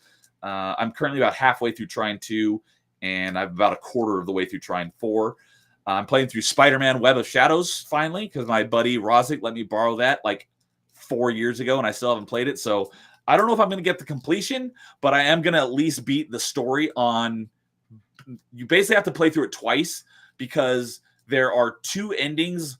There's basically morality choices throughout the game, and there's like the good version, which is the red suit Spider-Man, and then there's the dark side or bad choices, which is the black suit Spider-Man. And each one has 2 endings, so you have to play through the game doing all the red suit choices until the very last one. You have to do the red suit choice at the end to get 1 achievement, and then reload your save, and then do the black suit choice at the end in order to get the other achievement, and then you have to play through the game again doing all the black suit choices except for the last one where you have to do both the red suit and the black suit choice to get both of those achievements. The game's not terribly long, so once I get all of the variety of other achievements for like getting 1,000 kills and doing all this other stuff, the second playthrough should be quite short. So I'm at 32 out of 45 on that one. So I've got good progress on that one. I do plan to finish that one up. I have 36 out of 45 for Web of Shadows. Okay, so you played it, and you've got just a couple more than I do. So yeah, I've did like the one playthrough. I haven't touched it since. Need to one of these days. Yeah. So, and that's another one's not backwards compatible, so I have to play it on my 360. Annoyingly, but I still have to complete the bonus goals and maxing out and finding all the collectibles. Okay. I did get the achievement because there are 2,000 plus spider tokens strewn across New York City. Fortunately, there's not an achievement for finding all of them. There's an achievement just for finding half of them, and I got that one a couple nights ago. So, but yeah, I plan to get almost all, if not all, the achievements in that before the end of the year. Another one is Castlevania Lords of Shadow Mirror of Fate, which is the 2D Metroidvania, which originally was, I think, a PSP game or a PS Vita. I never remember. And then it was ported to other platforms. It was DS. Yeah, I know it was on DS. I know it was on PlayStation Portable, but I just don't know if it was PSP or Vita. But I'm planning on finishing that one off because on my Metroidvania challenge that I run on the Xbox community, with my Xbox buddies, that is the Vayner of the month. The Metroidvania of the month, and I won it because what we do is everyone submits what they want it to be, and then we basically roll a die to see whose pick gets chosen by the Discord bot, and I won for the first time, and so that is the Metroidvania of the month. So I'm planning on getting that knocked out before the end of the month, and then there's another free-to-play puzzle platform. It's too bad that Metagamer Score website I got you into doesn't really do all that stuff right now, because it would be really cool to do Metroidvanias across every platform. Oh, if it could take it by genre across platforms, that would be really cool. Because then you could even have retro achievements added in there. Yeah, all of my buddies are just Xbox guys, but that would be cool to do a Metroidvania event. That would probably convince them to start doing other platforms though, probably. Some of them. If they got into it. Yeah, some of them, I bet I could probably convince some of them, but most of them are like, nah, I'm Xbox only. yeah, they're pretty much Xbox But only guys. here's the fun thing. That would actually make it so if it they could actually replay the same games they've already played. Yes, that is true. So let's go through Arkham Asylum again. Actually, yeah, 5 more times. yeah, because there's 6 stacks of those achievements just on Xbox, and then however many there are on PlayStation. There's and at least 4 on PlayStation, I'm pretty sure, and other platforms, the Steam and whatnot. So another one that I've had for a while, and it's a free, and it wasn't an accident, and it's a puzzle platformer called InOps, where you're just these little blobs that you can. There's 10 in each level you want to collect, and if you take damage, you lose some of them. So the goal is to beat each level with all 10 of them, and you have to collect all 3 stars, and you have to beat the level, I think, without taking damage or without dying. But you don't have to do them all at once. You can split those objectives into multiple playthroughs of the level, which is nice. I've got 11 out of those 20 achievements, and I plan to finish that one off before the end of the year. But a lot of these games, I'm saving some of the achievements because I need them for days 10, 11, and 12 for the 12 days of Christmas. Let's see here. I might finish off Costume Quest 2 because it's a 8 to 10 hour completion, which is also a turn-based RPG, and I have 6 out of the 18, so I've got a third of the achievements already, and it's not very long. Look at you actually playing turn-based RPGs. So I might do that one before the end of the year. Maybe you should play through Final Fantasy 4 now. I would definitely have to. I would probably start with the first one and work my way through them. With Final Fantasy, you don't have to start with the first one because they aren't connected. I know, but just because how I am, like, I can't start with the fourth one without playing the first one first. So I would have to start with the first one, otherwise it would bug my OCD. Then again, if you start with 4, you're starting with one of the best ones. Oh, okay. So, like I mentioned, Ninja Gaiden 3 Razor's Edge, I did beat the story in that one. I have more stuff to do in that one, but I probably won't be playing that again for a couple. Is there multiplayer stuff for that? There is. Maybe one of these days I'll join you for that. Oh, and which one do you have? Do you have the original Ninja Gaiden 3 or the Ninja Gaiden 3 Razor's Edge? I'm pretty sure I have both. Okay, because I bought. I know I'm a collector.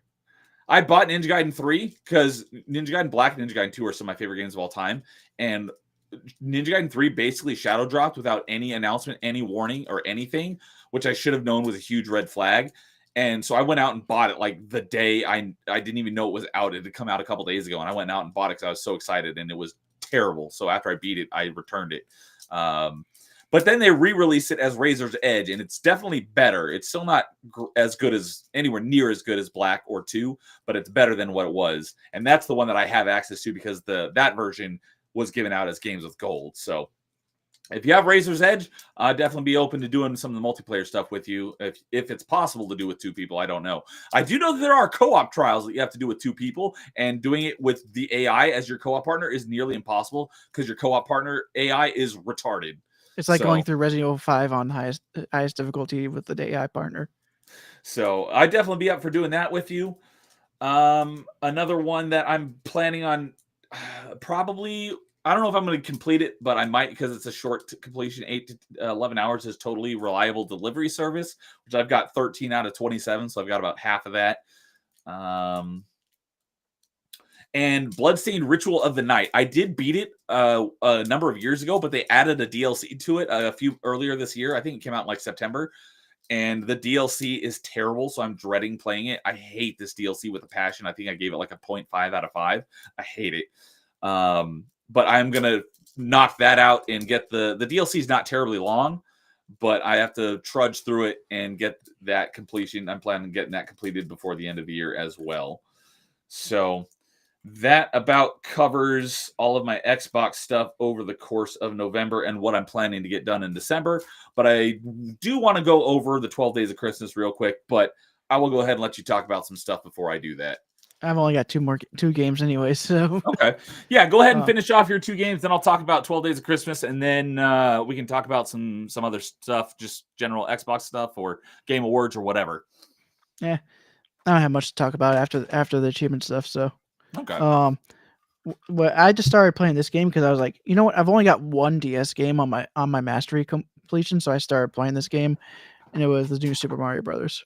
New Super Mario Brothers. So And I have beaten this game. It's just that I still need to do the completion. now all of those new Super Mario Brothers games are just newer versions of older games, right? No, it's actually its own game. Oh, okay. Then was that the last new 2D Mario before Until Wonder. Yes, that's what I thought. all the other new Super Mario Brothers just use this style, but just had different maps and gimmicks. Yeah, so that was the last new 2D Mario before Wonder came out.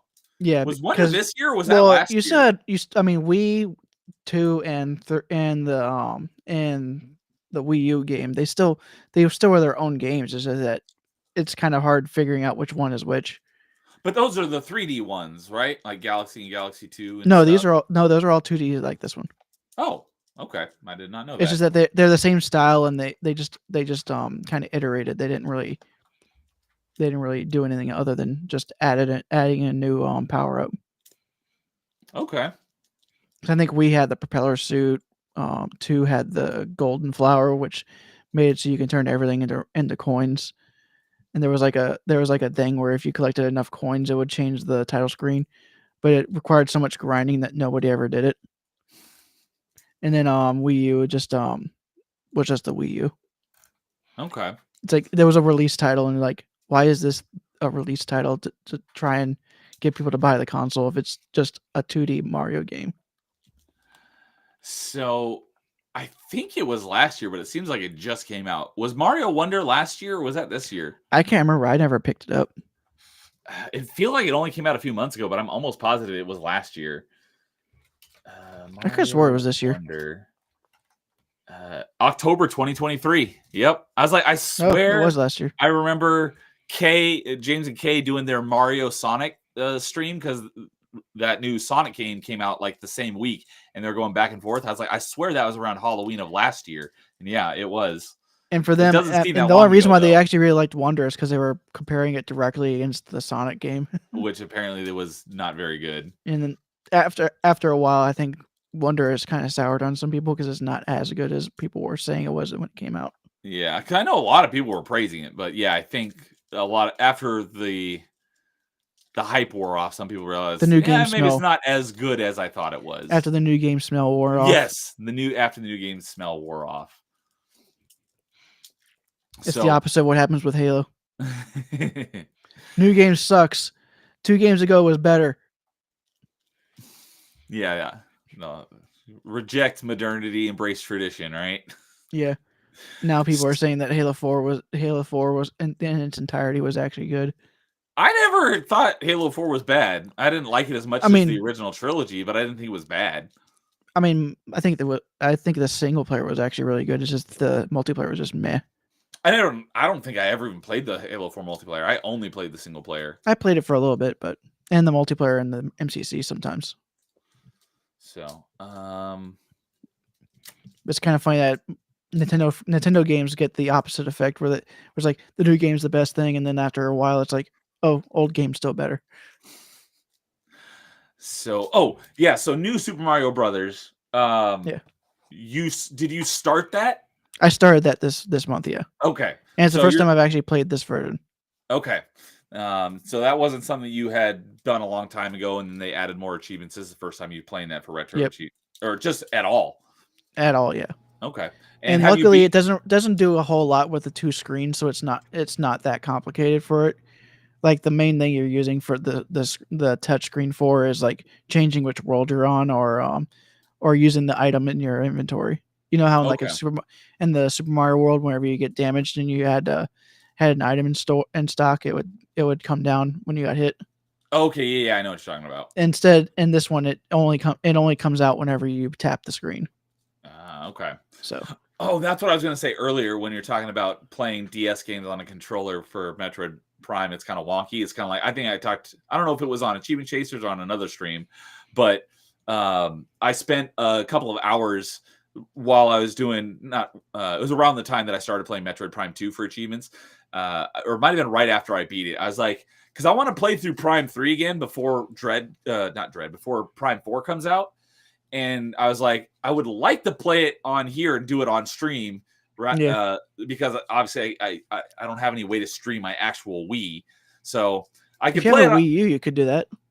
I don't have a Wii U, but I'll probably end up playing it on my Wii, but I was like, I would like to stream it. So I was fiddling around with trying to map all the motion controls to my controller. It was a pain, but I got it mostly down. I was able to play through the first like hour or so of the game. This was off stream, of course, but I was able to get through like the first hour of the game with just the controller. But I think as I get more abilities that further require motion controls, I don't think it's going to work. Yeah, I've got a sensor. I've got a USB sensor bar that I can plug into my computer. I might have to do that, unless, fingers crossed, I absolutely hope that we can get a Metroid Prime 2 and 3 remaster for Switch, and then I could stream it. I would absolutely love that, and I know a lot of people would too. It'd be funny if we ended up getting retro achievements for Wii first before that happens. That would be funny. But yeah, so sorry.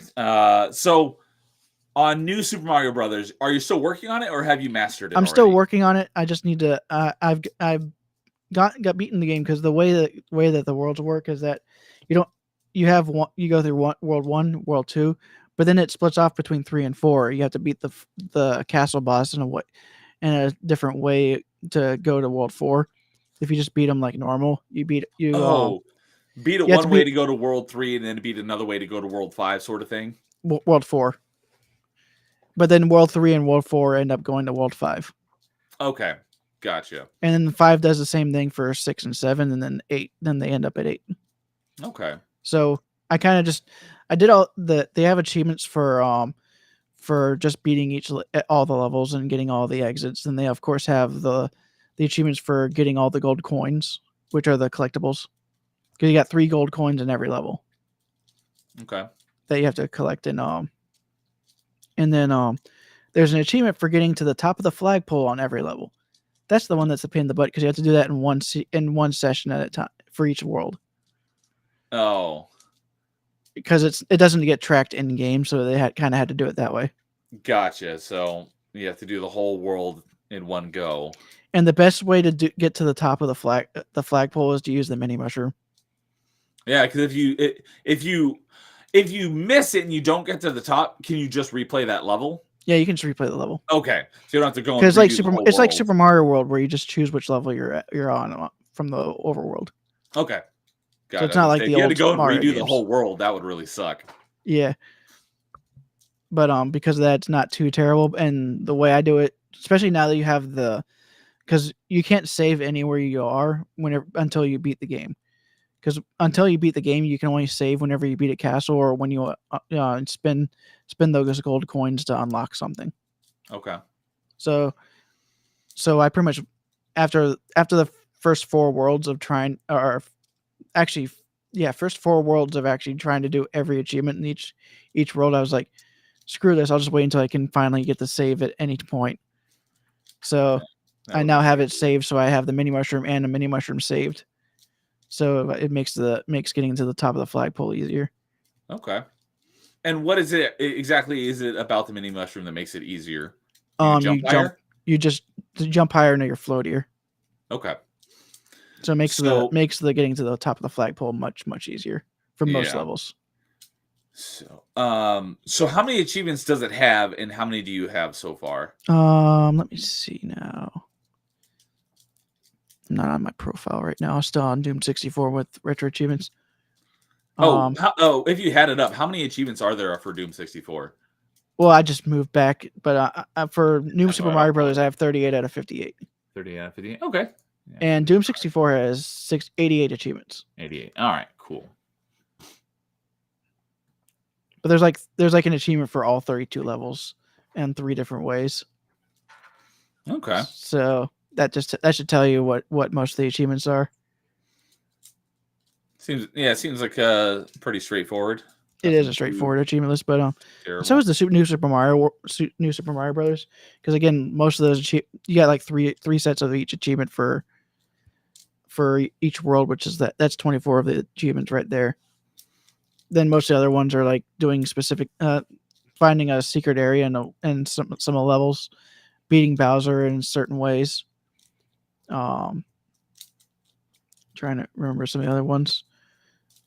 And of course, doing certain challenges in a couple of the levels. Like there's an achievement for beating one of them without touching grass. Okay, yeah, that seems Because a it's little one of those different than levels the you can rest. swing. It's one of those levels you can swing between vines. And if you have the Okay. mini mushroom, you have that floaty jump that makes it really easy to go between the vines. Because they're the swinging type of vines you would expect in Donkey Kong. Yeah. Okay. So, so you probably wrap that up here I'll shortly, try I to would wrap it up. assume. If I don't wrap it up before I go visit my parents, I might not be able to get it done by the end of by the new year because I tried playing the game on my laptop and the Oh, that's what I laptop was was gonna. having issues. Okay, I was gonna say, you know, I would think you'd be able to play that on the go, but maybe not. Yeah, it was having frame rate issues on my laptop, so because of that, I just decided to stop trying to play, and that's why I started Pokemon Silver. Gotcha. Okay. So, okay, so new Super Mario Bros. And I think you had one more.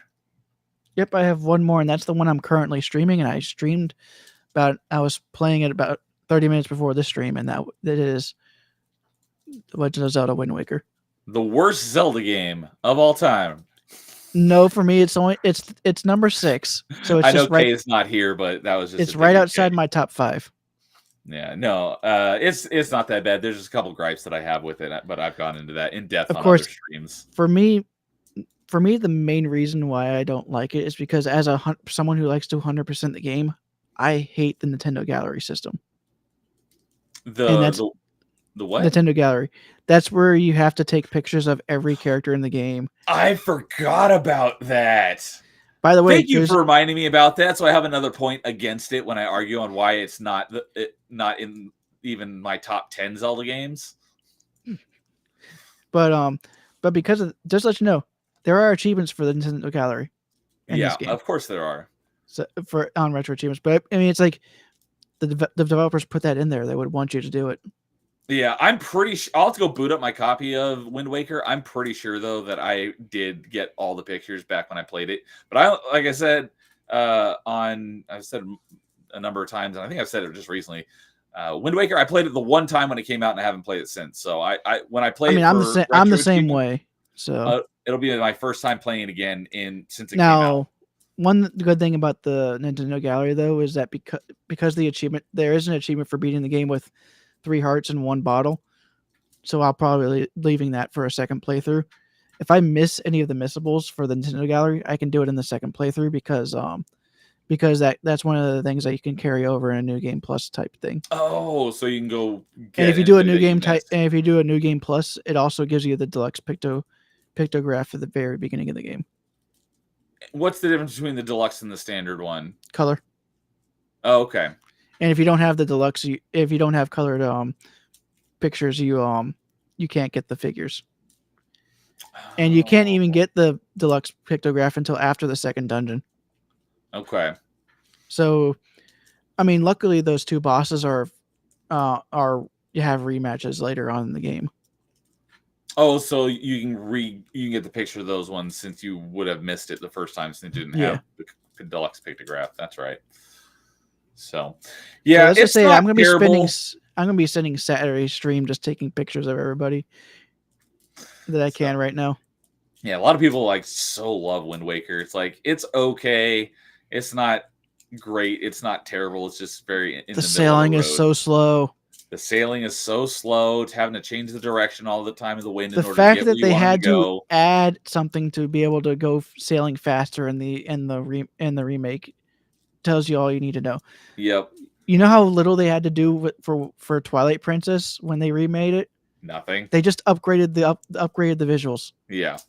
That's it. So when I get back to Zelda, that's the first thing I'm doing is Twilight Princess because I started it and I haven't gotten around to it yet. So I'm very much looking forward to playing Twilight Princess again because it's been a long time since I played it. Outside of a couple of the boss achievements, it's not a hard achievement set. Yeah. I will be doing Wind Waker, but I don't know when I'll get into Wind Waker because I don't really have. Actually, what's crazy is that Wind Waker has less missables than Twilight Princess when it comes to the achievements. Okay. And it's because they don't really have as many boss specific achievements in this game. Okay. So I think for Twilight Princess they had a boss specific achievement for every boss. okay. So even the mini bosses, so that would up your time, how long it would take you to master it, because you have to restart the boss every time you don't do it right. Oh yeah. But other than that, it's actually a very doable achievement list. Yeah. So It's just the Nintendo Gallery is what's gonna make me regret playing this. I completely forgot about that, but I agree, because my main issue is the Triforce map decrypting thing. I hated that. So why did it seem like every single GameCube Nintendo game needed an extra padding like that? yeah, it's like way to Because like. both the Prime games had it. Oh, let's see here. Prime 2 is the Sky Key. What was Prime And Prime 1 was the artifacts. Yeah. Although that's artifacts aren't that bad because you can actually get them during the game if you know where they are. Exactly. Yeah. The Sky Key temples, I completely forgot they were even in the game until I got to that part playing through Prime 2 again. I'm like, Sky Key, what the heck is that? And I got one. I'm like, I forgot about you couldn't that. You couldn't even start getting them until after the second boss, because you required the Dark Visor anyways. Yeah. Yeah. I completely forgot you about that. You could get a couple of them early on, but it's always better to get most of them after you get the light suit. Yeah. So, but yeah, that's pretty quick. Whereas the map decrypting, like, you have to go. It costs a crap load of rupees every single time, and you have to go sailing around this huge ocean and find just the right spot to find the chest. It was such a pain. You have to do it. How many times is it? It's like 10, something like that. I can't remember. It is way too much. So, by the way, the achievement set for this one actually requires you to use a tingle tuner. Wait, that's the connection with the Game Boy Advance, right? Yes. How does that work? If you have to go find a Game Boy Advance BIOS file, and then plug it in where the Dolphin is expecting it, and then you turn on the second controller as a GBA integrated, and it'll open up a second window that'll be the GBA. I didn't have I always meant to get that cord where you can connect your GBA to the GameCube, but I never did. So I remember the Tingle Tuner being a thing. I'm glad I found that out, and I actually have this controller and this controller plugged in at the same time. Nice. So guess what? This is my Tingle Tuner controller, and this is my Tingle Tuner controller. My actual controller. How did the Tingle Tuner actually work in game? I never learned exactly what it did. Pretty much, it allows you to look at. It allows a second player to like throw bombs for 10 rubies each, and it has some other features that some of the achievements are. Like one of the items that you can use is a balloon that allows you to float in the air for 5 seconds. So there's an achievement in the first real dungeon where you get around an obstacle using that instead of doing the side thing where you're close to the wall. Oh yeah, sidling. Yeah. Instead of doing the sidling, you use the balloon. Okay. So you can pretty much use any controller as your. Yeah, I just use this. I just use my SNES Mini controller because it's funny. Okay. Because I'm using an actual Nintendo controller on my PC. So I'm using everything that you have given that I have bought from you, except for your console. So as I've said, I'm usually, when I'm playing retro achievements, I'm pretty much always using my third-party Switch controller. I mean, this is an actual N6 GameCube controller. Like, it actually has the GameCube thing on it. Yeah, this is the original GameCube controller that I used to use. I still have mine, but yeah, I don't have the adapter that you have. I think did I send it to you? You did send me the link. Yes. Yeah, it's like $20. Yeah, it's not that much. But I like this controller better, especially because it has a turbo button. It's great for Metroid and Mega Man games. Disgusting. So I have I set one button for turbo, and then I usually use one of my paddles here as the charge button, so I can. Disgusting. Do both. It's fantastic. That's the proper way to play any Metroid or Mega Man game, is have a turbo button and have a charge button. That's the way to do it. So when I do my Tingle Tuner, I'll plug in my Xbox controller and I'll use that as my secondary. If I had a soundbite of Alex Jones saying disgusting, I would be pressing it every single time he said something like that. disgusting. So, how goes your progress on Wind Waker? I just finished up the Forbidden Forest today. Okay. So that's the second real dungeon. Because I don't count that first foray into the Forsaken Fortress as a real dungeon. And why not? Because you don't have to fight a boss. Oh, okay. So and you don't get a new item while you're there. Oh, okay. Then yeah, that would make sense. So yeah, looking at it, you've got 32 out of 126 achievements so far. So Making I see slow the progress. single dinner achievement. Yeah, because think this is the one that you're playing only on stream. So yeah, a little bit slower. So after I go visit my parents, I'm not going to be making much progress on it. Yeah. So okay. Hopefully, it doesn't take me as long as Devil May Cry 5. Oh, and shout out, you did talk about this last month since you had already beaten it by the time we had Achievement Chasers, but you did finish Super Mario 64 in the month of November. Yeah. But I always like talking about stuff in between the actual streams, not the month. Yeah, what you've been playing between the streams, not necessarily between 1 month from the next. So, okay. Might be a good idea for our next Achievement Chasers to just be like a retrospective on our year. Over the course of the whole year? Yeah. Yeah. I don't see myself getting too much more gaming in. I'll have a lot of stuff to talk about in January for December. So, but yeah, we can definitely do like a retrospective over the course of the whole year. That'll be cool. So, yeah. Okay. So I'm looking at the achievement right now. It is 8 Triforce shards. So I was close. A little overestimated when I said 10, but there are 8. But yeah, that whole Triforce map decrypting thing was a pain in the butt. Definitely. So, okay. Well, cool. Anything else on Wind Waker before I kind of go into? Not right now because I'm still going through it. So okay, I'm gonna be doing the boring get more figurines on Saturday. So yeah, I'm gonna have to boot up. So I need to boot up my GameCube and I need to check out my save of Wind Waker to see how much I got, and then I need to boot up my N64 and check out my progress on DK64. I'll try to remember to do that before next month's Achievement Chasers. So, if your DK64 still has your save, it should. Well, to be honest, it doesn't have a timer in it, so that should be fine. It should still be fine as long as the internal battery hasn't died. Yeah, that's what I was thinking. Like, oh wait, never mind. That's more of a problem for these type of games. I have had some of my Super Nintendo games. I lost my progress because the internal battery died. Oh, I accidentally. I was tapping the back of it and I lost my grip. But the Pokemon Silver and that generation, it has an internal clock and it uses the battery to tick it. So that's why their batteries die faster. Oh, I was gonna say. So I'm assuming the batteries don't last as long as other cartridges. Yeah, that's why it's famous. Like, wait, why is my Pokemon Silver not have my save anymore? It's because it dies way faster because of the timer. Oh, that's I think I remember someone talking about that recently, and the only it was either you or Carl that was talking about that. You're the big Pokemon people that I know. Yeah, but because of that, people became more aware of what the battery backups can have happen to them later down the road.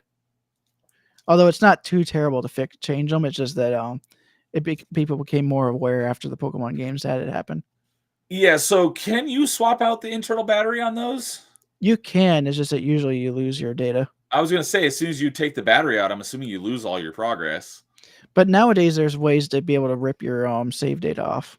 Yeah. And I know you would know how to do that, but most normies aren't going to know how to do that. Yeah, sadly.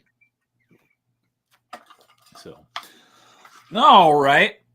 So then the last thing I'll talk about here is the 12 Days of Christmas. So this is what I've been working on right now.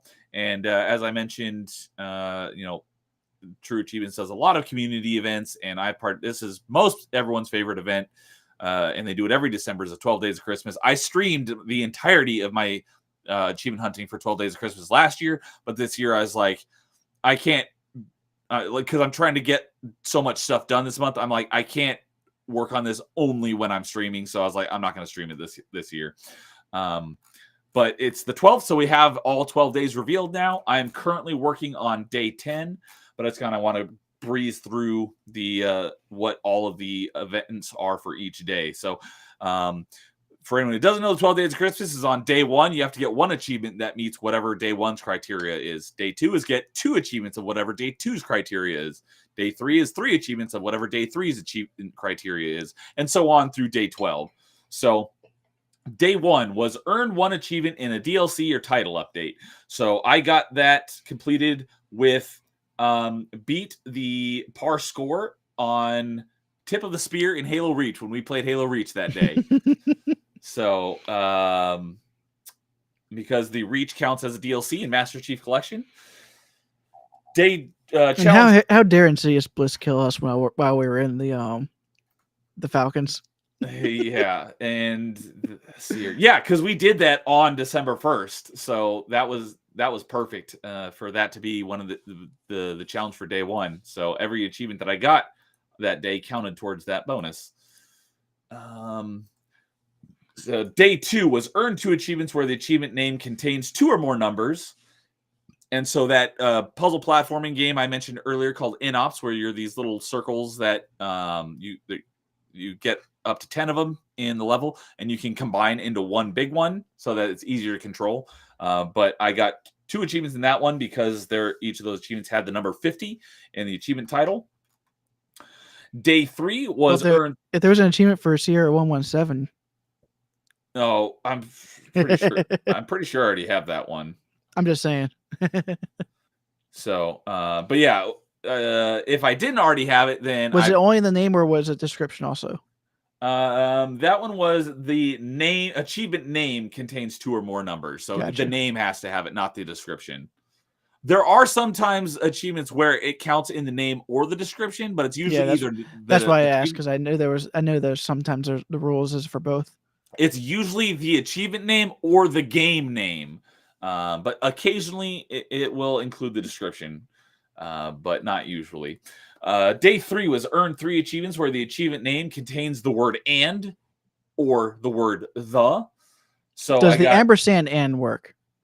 That is a good question. All 3 of mine happen to be ones that had the word the in it, so I'm not certain. I would have to go look at the forums to see if that counts. I have a feeling it probably does, but I can't say definitively without looking into it. So I got 2 achievements in Tech Glitch, Shocked to the Core, and What's in the Box. And then I got 1 achievement in Trine 2 called This Wasn't the Plan. Day 4 was get an achievement with a ratio of 1.5, then an achievement with a 1.5 or higher, then an achievement with a ratio of 2.0 or higher. Then the third one needs to be 2.5 or higher, and then the 4th achievement has to be 3.0 or higher. And I got all 4 of those from Trine, and I believe all 3 of them were over like 3. Then day 5 was earn 5 achievements with the shop flag, meaning the achievement was tied to buying something in the in-game store. So I got 1 achievement from Black Paradox, which is a roguelite shoot 'em up. I got 2 achievements in the game Final Star, which is also a shoot 'em up. I got an achievement in the Outer Worlds and an achievement in Costume Quest 2. Day 6 was complete. It was a hangman challenge. So you had to use the first letter of the achievement to spell out whatever your word was. And my word was, and it's all names of different video games. And mine was Cold War. So I needed to get a COLDWANR. And I was able to do that with a couple achievements from Spider-Man Web of Shadows, 1 from Trine, 1 from Castlevania Mirror of Fate, 1 from Trine 4. And then 1 from Tech Glitch, which I mentioned earlier. Day 7 was earn 7 achievements in a game where that contains the genre open world, naval, or vehicular combat. And I got all 7 of those achievements in Spider-Man Web of Shadows, since that is an open world game. Day 8 is get 8 achievements in games that have a series of 8 or more games in their series.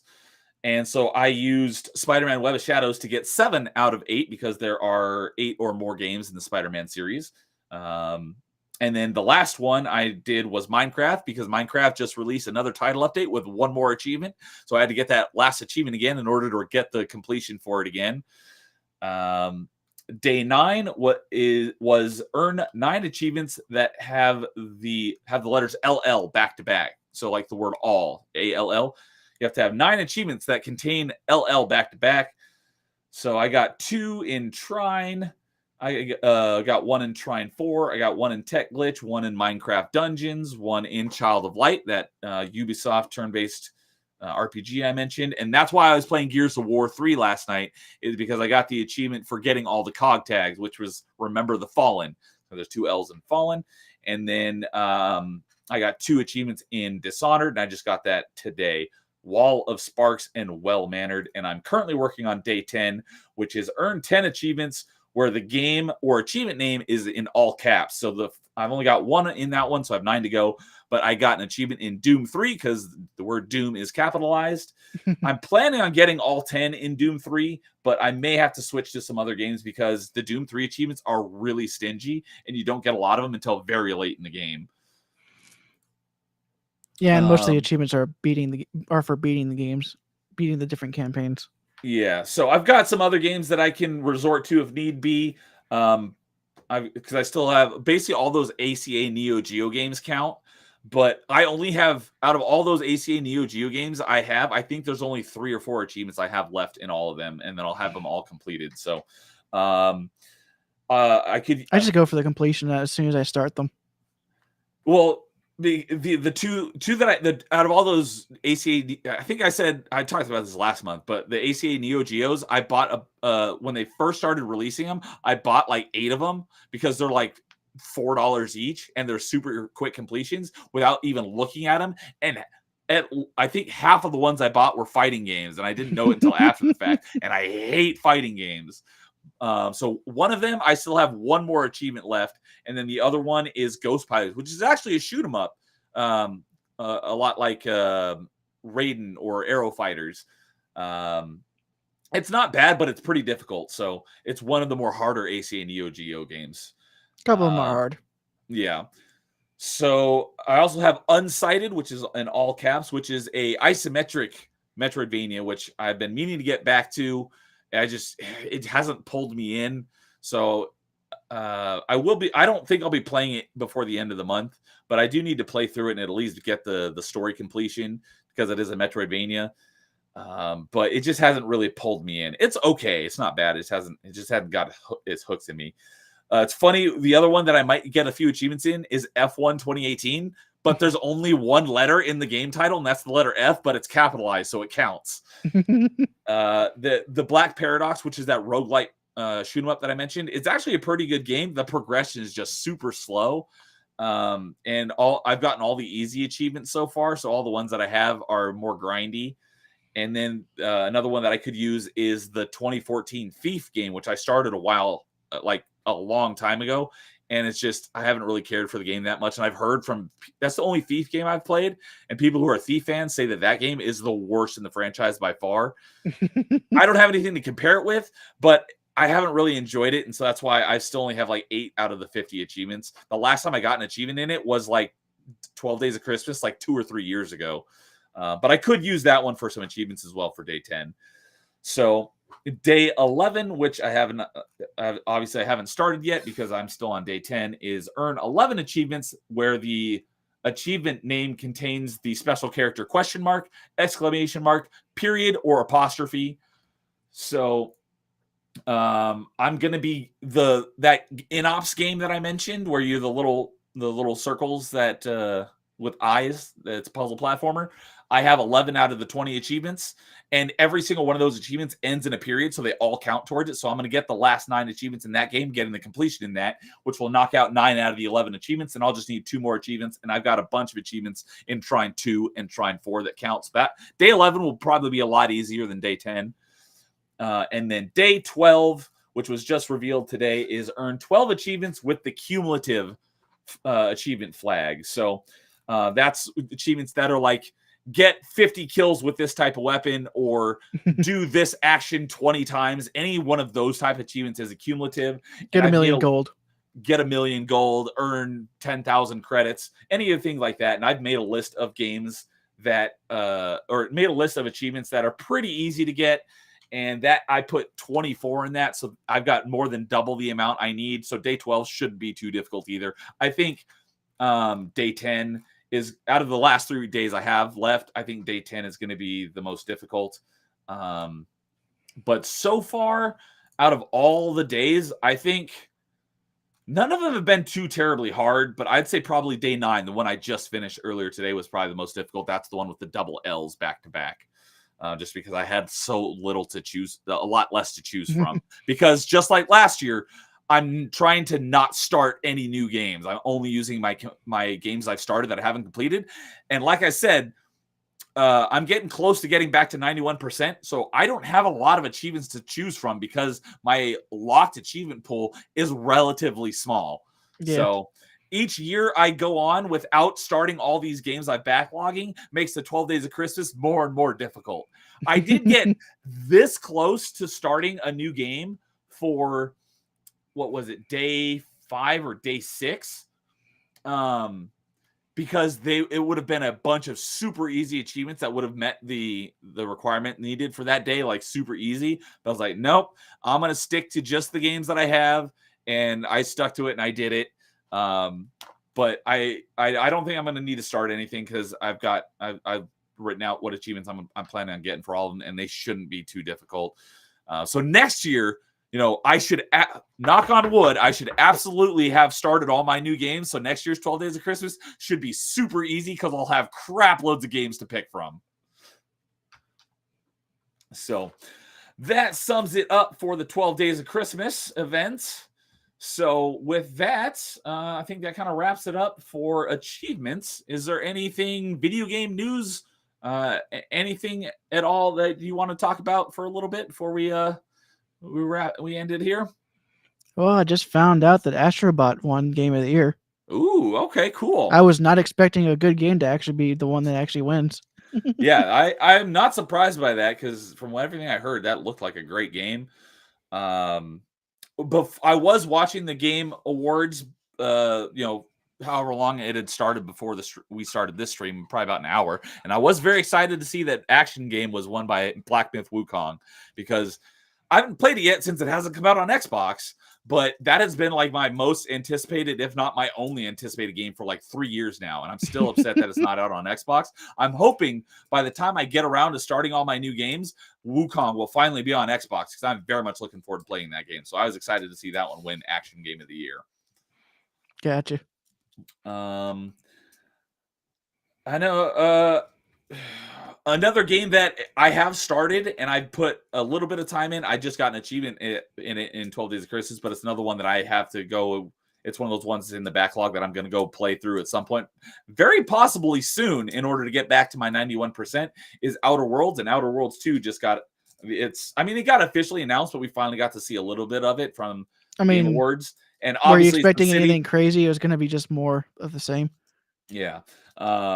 And obviously it's Obsidian, so it's coming to Game Pass day 1, so that'll be cool. I know Borderlands 4 got a trailer.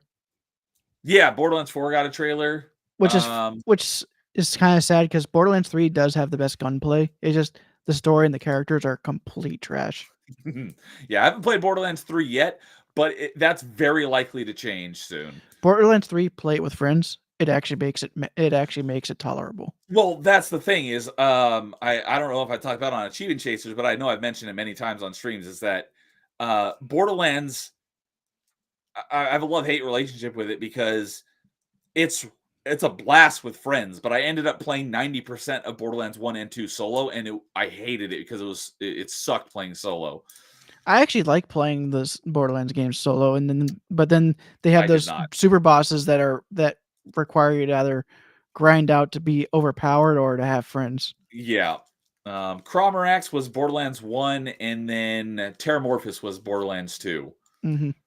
So I mentioned it last night on Dude Souls, but after we're all done with Dude Souls, and I said that we might switch around the gaming stream, and it's very likely that it'll be a group playthrough of Borderlands. We were talking about Borderlands 3, but I'm going to talk to the group and see if we can start with 1 and go all the way through 1, 2, 3, and the pre-sequel. And then by the time we get through all of them, maybe 4 will be out. And we'll If I play didn't through already 4. have the achievements for that, I probably would be down for that.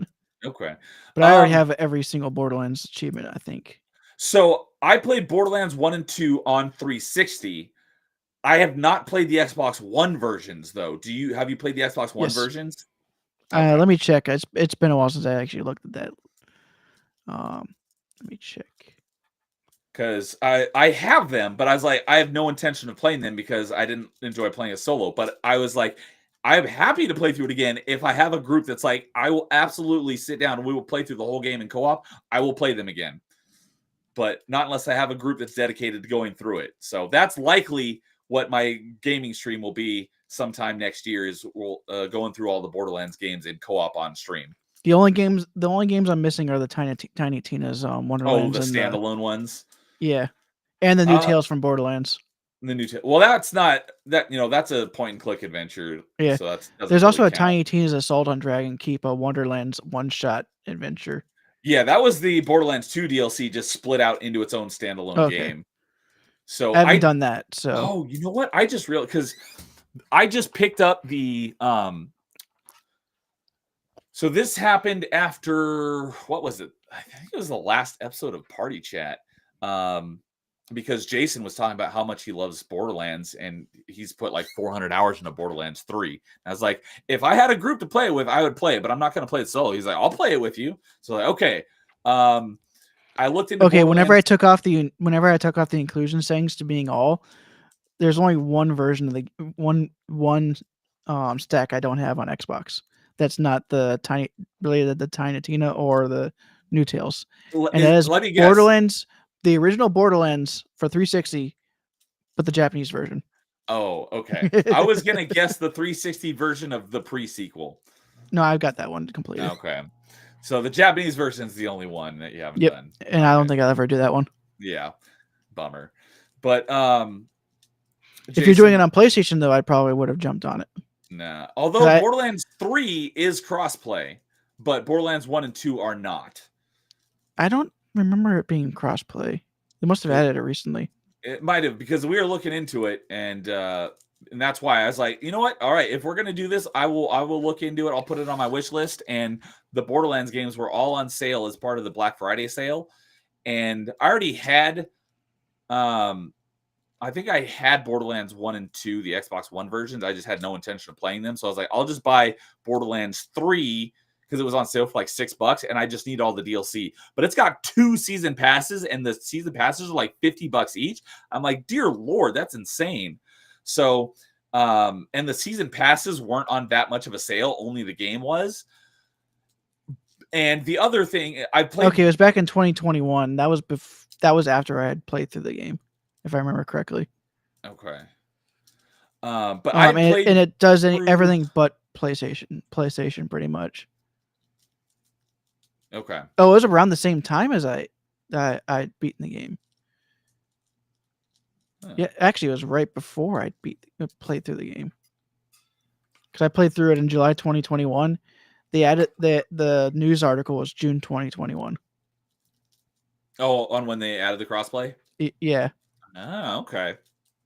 So when did they actually add the crossplay?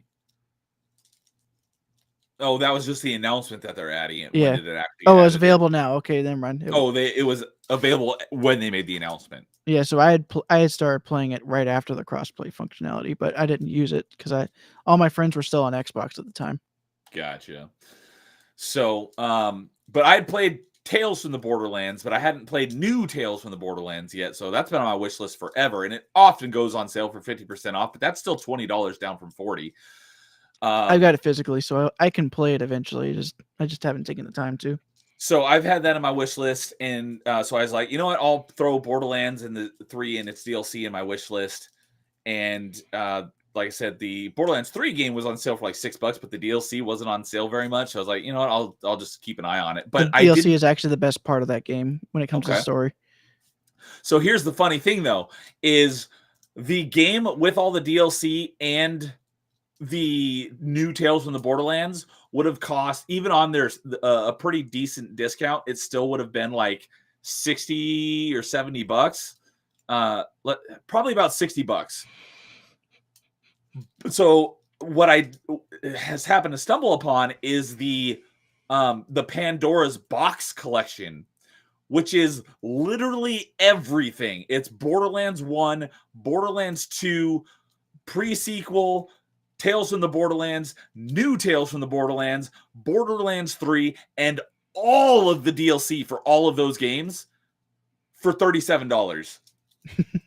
So it's like, heck, I'll just buy that. So I bought the Pandora collection that has all the games and all the DLC for less than Borderlands 3 and its DLC and the new Tales from the Borderlands on the sale. And now you're just missing 2 games now.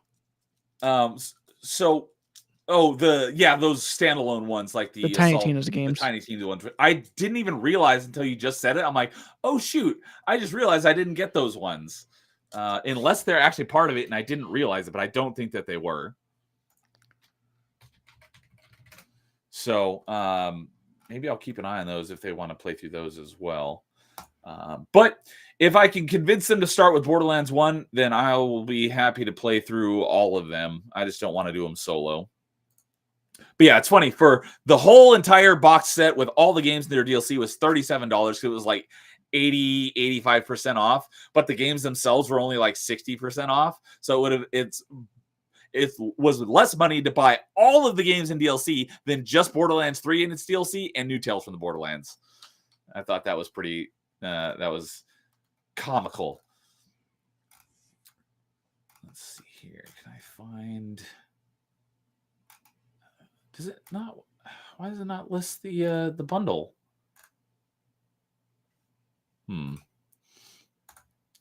One thing, I don't know exactly how it works, but I do know that Borderlands 1 and 2, the Xbox One versions, have transferable progress, so I might be able to import my character. And I don't know exactly how it works, but I know I just looked it up. Both of the Tiny Tina's games are on discount. Okay. The Wonderlands game, which is the full new game, is like $12. And the standalone, that's the DLC, is just $5, which is half off. Okay. So yeah, I'm looking at it's the Borderlands Collection Pandora's Box. Normally $150, 75% off for $37.50, and that's what I bought it for a couple weeks ago. But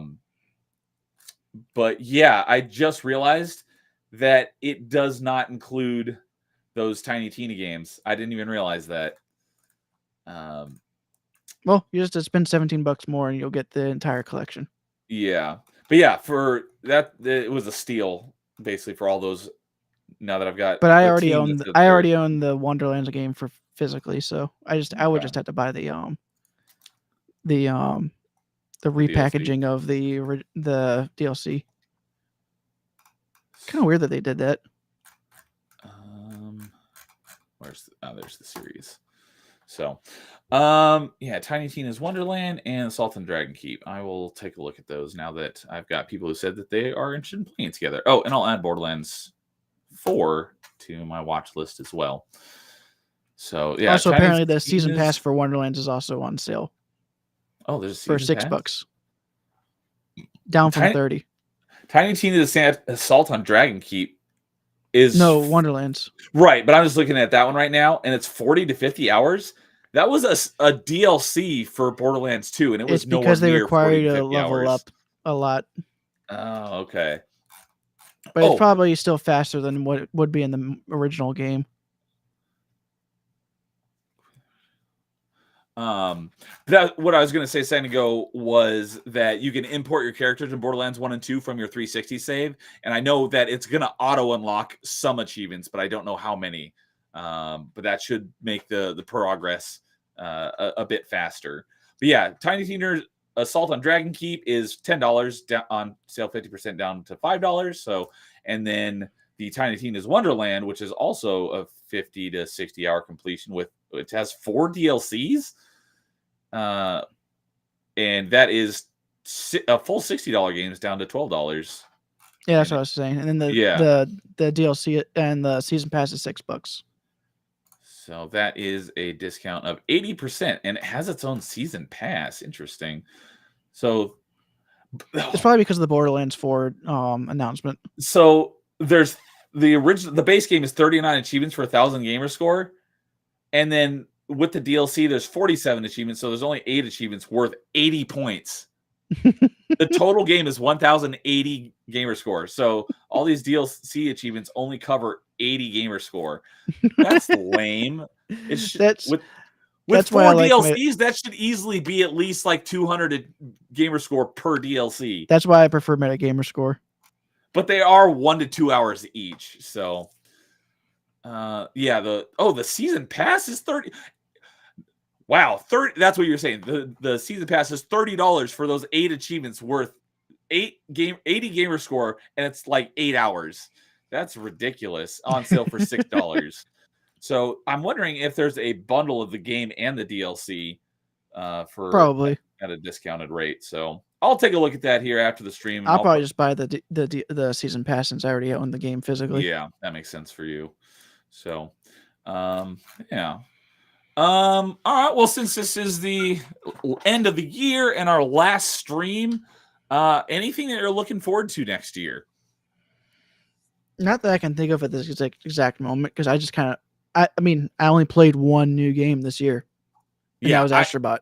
The only games that I played that were released this year, and I guess one you can't technically beat, but I haven't beaten either of them. And I still need to put a lot of time into both of them, is Helldivers 2 and Ghost of Tsushima, not because that came out on Steam this year. And I'm looking forward to getting back to that. It's just going to be a while, but I'm very much looking forward to playing more of that because Ghost of Tsushima has been great. Too bad it'll never come out on Xbox. There have been rumors that it might. Why do you say it'll never come out on Xbox? Because it's a Sony property. There are some Sony games that have come out on Xbox, and just like some Xbox games have come out on Sony. Which Sony games? The only one that I know off the top of my head, but I think that there are more on the way, is the Kena Bridge of Spirits that came to Xbox. Never heard of it. Oh, it's I bought it on Steam when it was on sale because I figured since it's basically a PlayStation exclusive, it's never going to come to Xbox, and then it came to Xbox. It's like, great. If I would have known that, I wouldn't have bought it on Steam, and I just waited for it to come out on Xbox, but I didn't think it ever was. It's a cutesy action adventure puzzle platformer 3D game, and I think that there are more. I couldn't name off the top of my head, but I'm pretty sure that there are some other PlayStation games that are headed to Xbox eventually. So it's possible, and if it did come to Xbox, I'd buy it and play it again because games that I like, I want to play them on Xbox first. But let's see here. Upcoming games. So there was one that was announced at the beginning, early on in tonight's Game Awards, that I am very much looking forward to hearing more about, and that is we're finally getting a new entry into the Ninja Gaiden franchise. It is a 2D game, and it looks like, fingers crossed, it could potentially be a Metroidvania. That would be, I would be so happy if it's a Metroidvania, but even if it isn't, it looks like it could be a really awesome 2D action platformer. And I was not expecting an announcement for a Ninja Gaiden game, but I'm going to keep my eyes peeled for that one because, I love Ninja Gaiden. So I just pulled up a list of games that are coming out next year because I do know there are a couple things that I am looking forward to.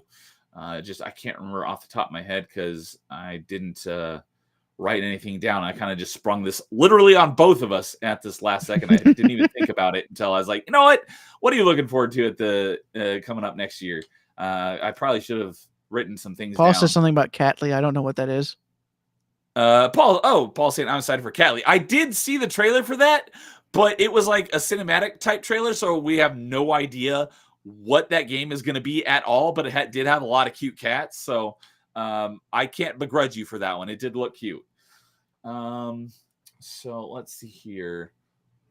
I know there's a couple games that as soon as I see their name, I'm be like, oh, that's right. I am looking forward to that game. I just can't think of it off the top of my head. It's just for me with how I'm playing games right now. I'm so far behind in my backlog that new games I don't really look forward to anymore. Exactly. because I've got a crap load of games in my backlog that once I finish my Bean Dive, I'm going to be starting all these games I've been looking forward to playing for like 2 years. Oh, he's saying I'm joking. Oh, obviously Doom the Dark Ages. I cannot freaking wait Oh for yeah, Doom Dark that's Ages. gonna be That a good looks one. awesome. I feel like there's one more at least that I looking through here.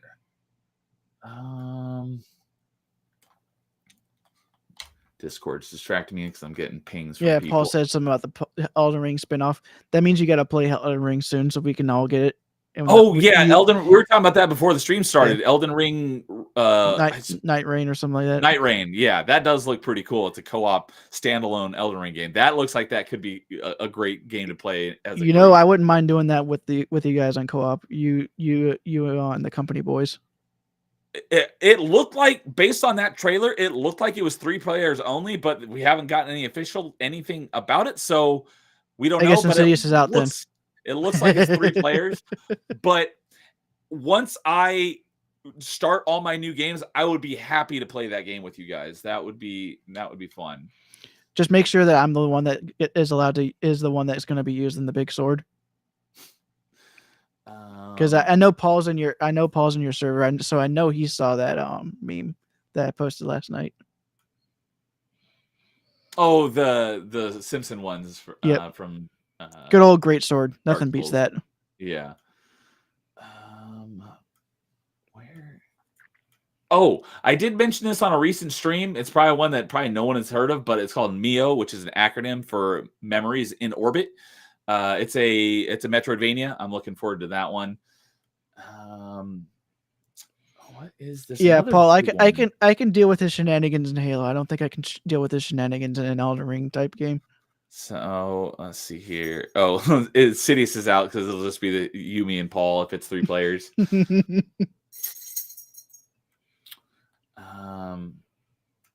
see here. I'm actually amazed we didn't actually try to rush the tank at that one level on the Reach before Insidious got it, because we weren't thinking, oh wait, he's going to kill all of us all over and over again, isn't he?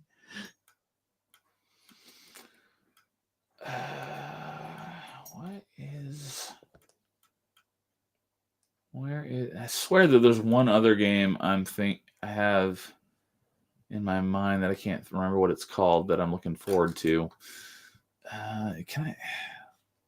Normally when you type in a list of games, it gives you a bunch across the top. But like I said, my backlog is too large for me to actually be looking forward. I need to clear out some of my backlog first. There we go. Here's what I want to see. Oh, obviously my number one we mentioned it earlier, but my number one most anticipated game for 2025 is the first game in like a decade I will pre-order and buy full price day one, not on sale, and that's Metroid Prime 4. True. That's probably the one I was trying to think of, that because that is definitely my most anticipated game. And is it coming out next year? We don't have an announcement on a release day, but they did say that it's coming out in 2025. Same with Doom Dark Ages. We don't have a release day, but they did say 2025. Obviously, it could get bumped back. Hopefully, it doesn't. But if it does, it'd be hilarious if Metroid Prime 4 got pushed back to being on the Switch too. Well, that's always been my prediction, is that the Prime 4 will be a launch title on the Super Switch. But it'll also be playable. They'll have a standard Switch version as well. So it'd be funny if it's a Switch 2 only, and you had just bought a Switch. well, that's the thing, is if it is only playable on the Super Switch, I will buy a Super Switch for that. That'll be a console seller for me. I mean, same for me. But that was the thing, is when I bought my Switch earlier this year, I was like, I bought it for $150 used. So I was like, even if the Super Switch comes out later this year or early next year, I won't have an issue of having paid $150 for a Switch for like a year. It would have been worth it. And you get to play Dread. Yeah, and I finally got to play Dread and Prime Remastered. So I'm hoping. And then you ended up playing the GameCube version of Prime anyways. Prime and Prime 2. So yeah, I played Prime 1. Like, I think I did it 4 times for retro achievements, and I played Prime Remastered this year as well. So not Xbox related, Prime is definitely my most played game of the year. But according to my Xbox yearly review, my most played game this year was Tony Hawk 1+2 because that was in my quick resume for literally like 6 months, and I played it a little bit like every day. Warframe's still my number one gameplay amount of time I put into. That makes sense.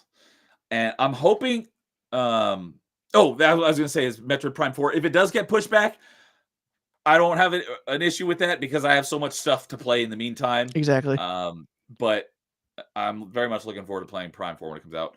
And I'm hoping, I don't even know if I'll get to playing Ghost of Tsushima before Ghost of Yotoi comes out, but I'm hoping that Ghost of Yotoi will be good.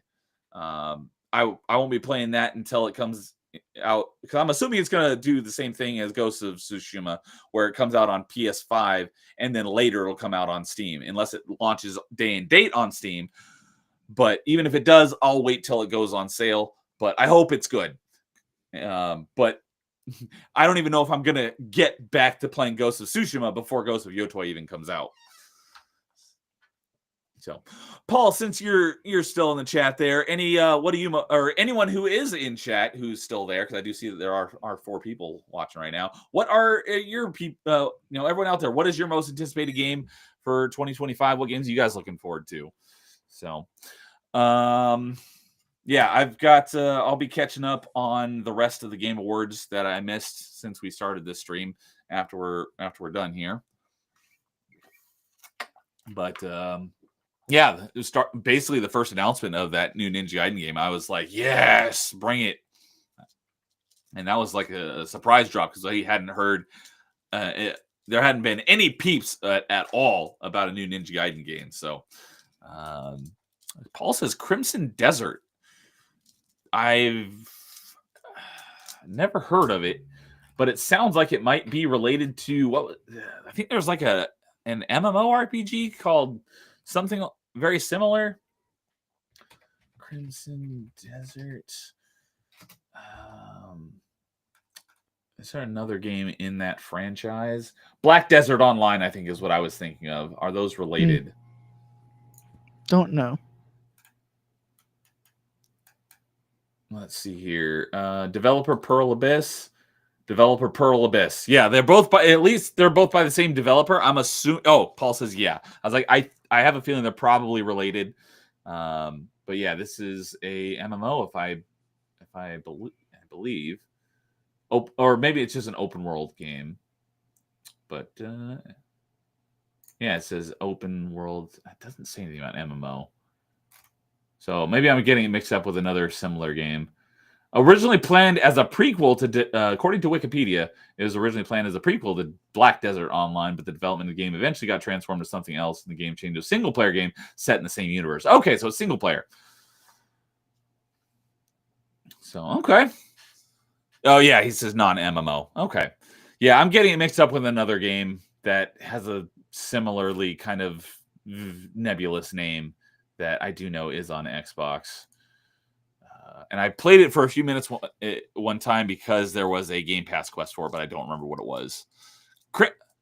So, but all right. Well, I think anything else you want to say before we wrap up here and say goodbye? Apparently the streamer of the year or whatever that one was that big fat guy that is always yelling at his chat for doing fat jokes. I have no idea. KCO. He's the big fat guy with the hoodie on all the time. I've never heard of him. Probably never seen him either.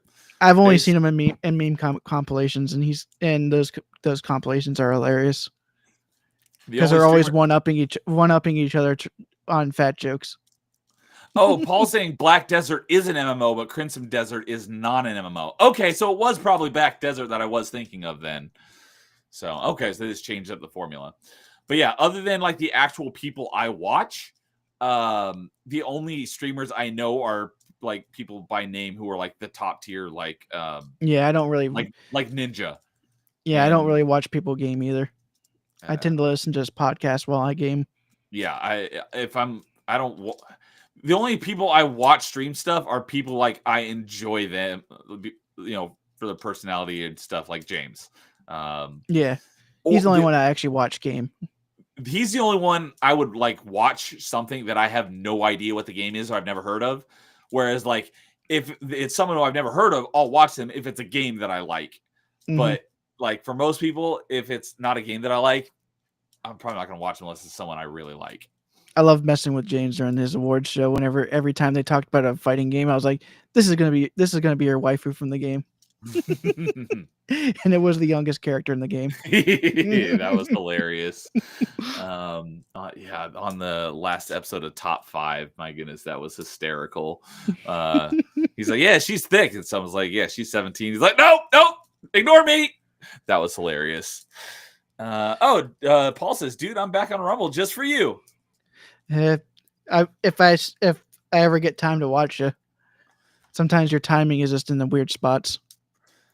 Yeah, like either someone else's, like either Melee James is streaming, or I'm getting ready for bed, or I'm right before I'm about to getting ready for my own stream. Let's see here. Oh, yep, I am following Paul on Rumble. I think I'm following him on Rumble. I just double checked, so yep, I'm following Paul. Let me check. Rumble. But yeah, so all right. Well, then be following him.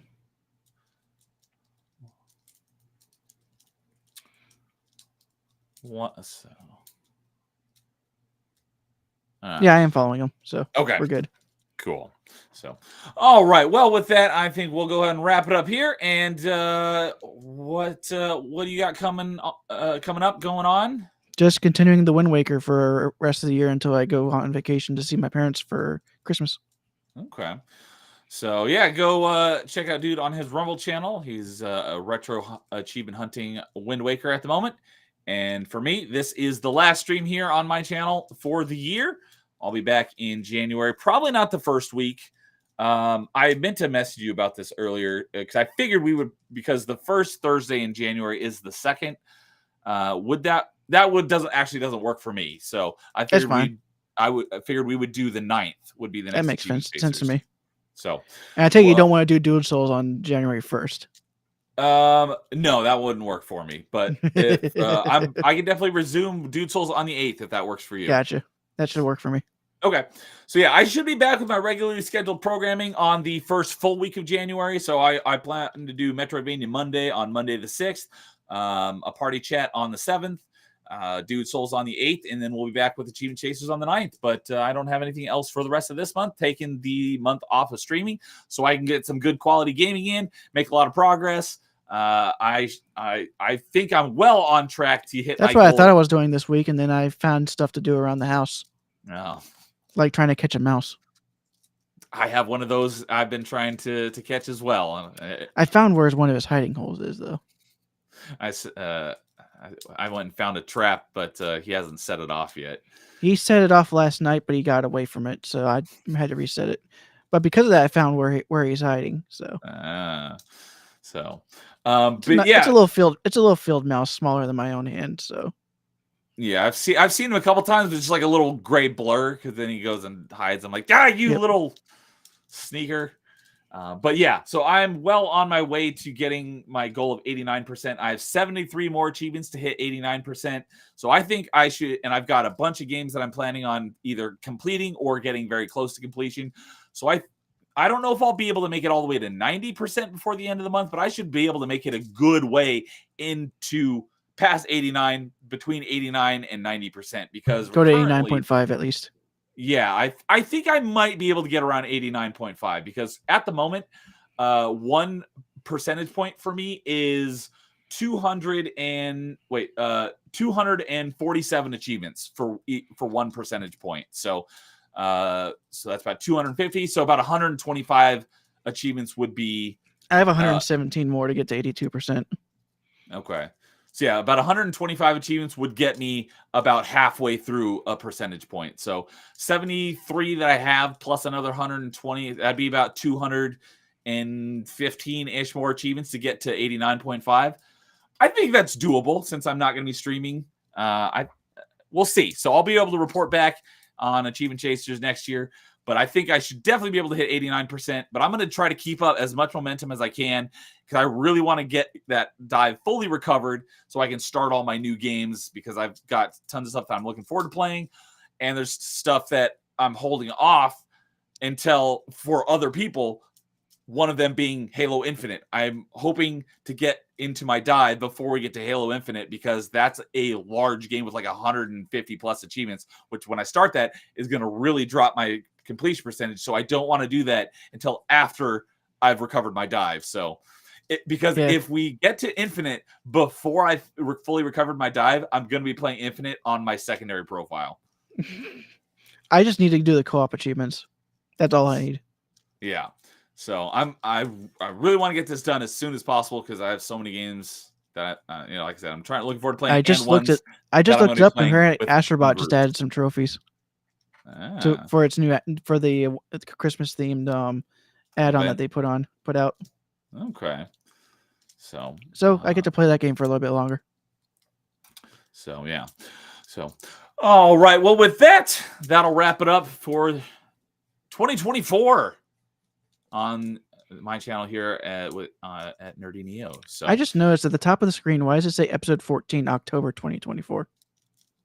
Oh, it says that in Restream, but on all the platforms, it says November. And that's because they made a stupid change in Restream not long ago where you don't, because you used to take a previous stream and you would just duplicate it and then change it. They don't do that anymore, and your old streams just show up in your feed in your like past streams, and you just have to go to that one and schedule it and make the changes to it. But sometimes in Restream, it doesn't actually update the name of the stream, but it does on the platform that you're actually streaming to. So I don't know why. It's just weird how in Restream it doesn't do that. Yeah, it only shows that to us, but that people watching it will see November. So it's just a dumb quirk of Restream. So, but yeah, I would say something, but it's not allowed on some of the platforms you're on. Yeah, so. I'll tell you after the stream. All right. Well, Paul, thanks for hanging out with us while we talked achievements and everyone else who is out there lurking. Since I see that there are 5 people in chat right now, thanks for hanging out with us as we talked achievements for a few hours. That'll be it for my channel here in 2024. You all have a I know. It's currently December, but we're talking about what we achievement hunted in the month of November. So next month, in January, we'll be talking about what we achievement hunted in December. So that's why it says November. So, but yeah, thank you all for hanging out with us. You all have a very Merry Christmas and a Happy New Year. We will see you in January. And you all have a great rest of your year. Whatever you are doing, have fun with family, friends. Enjoy your time.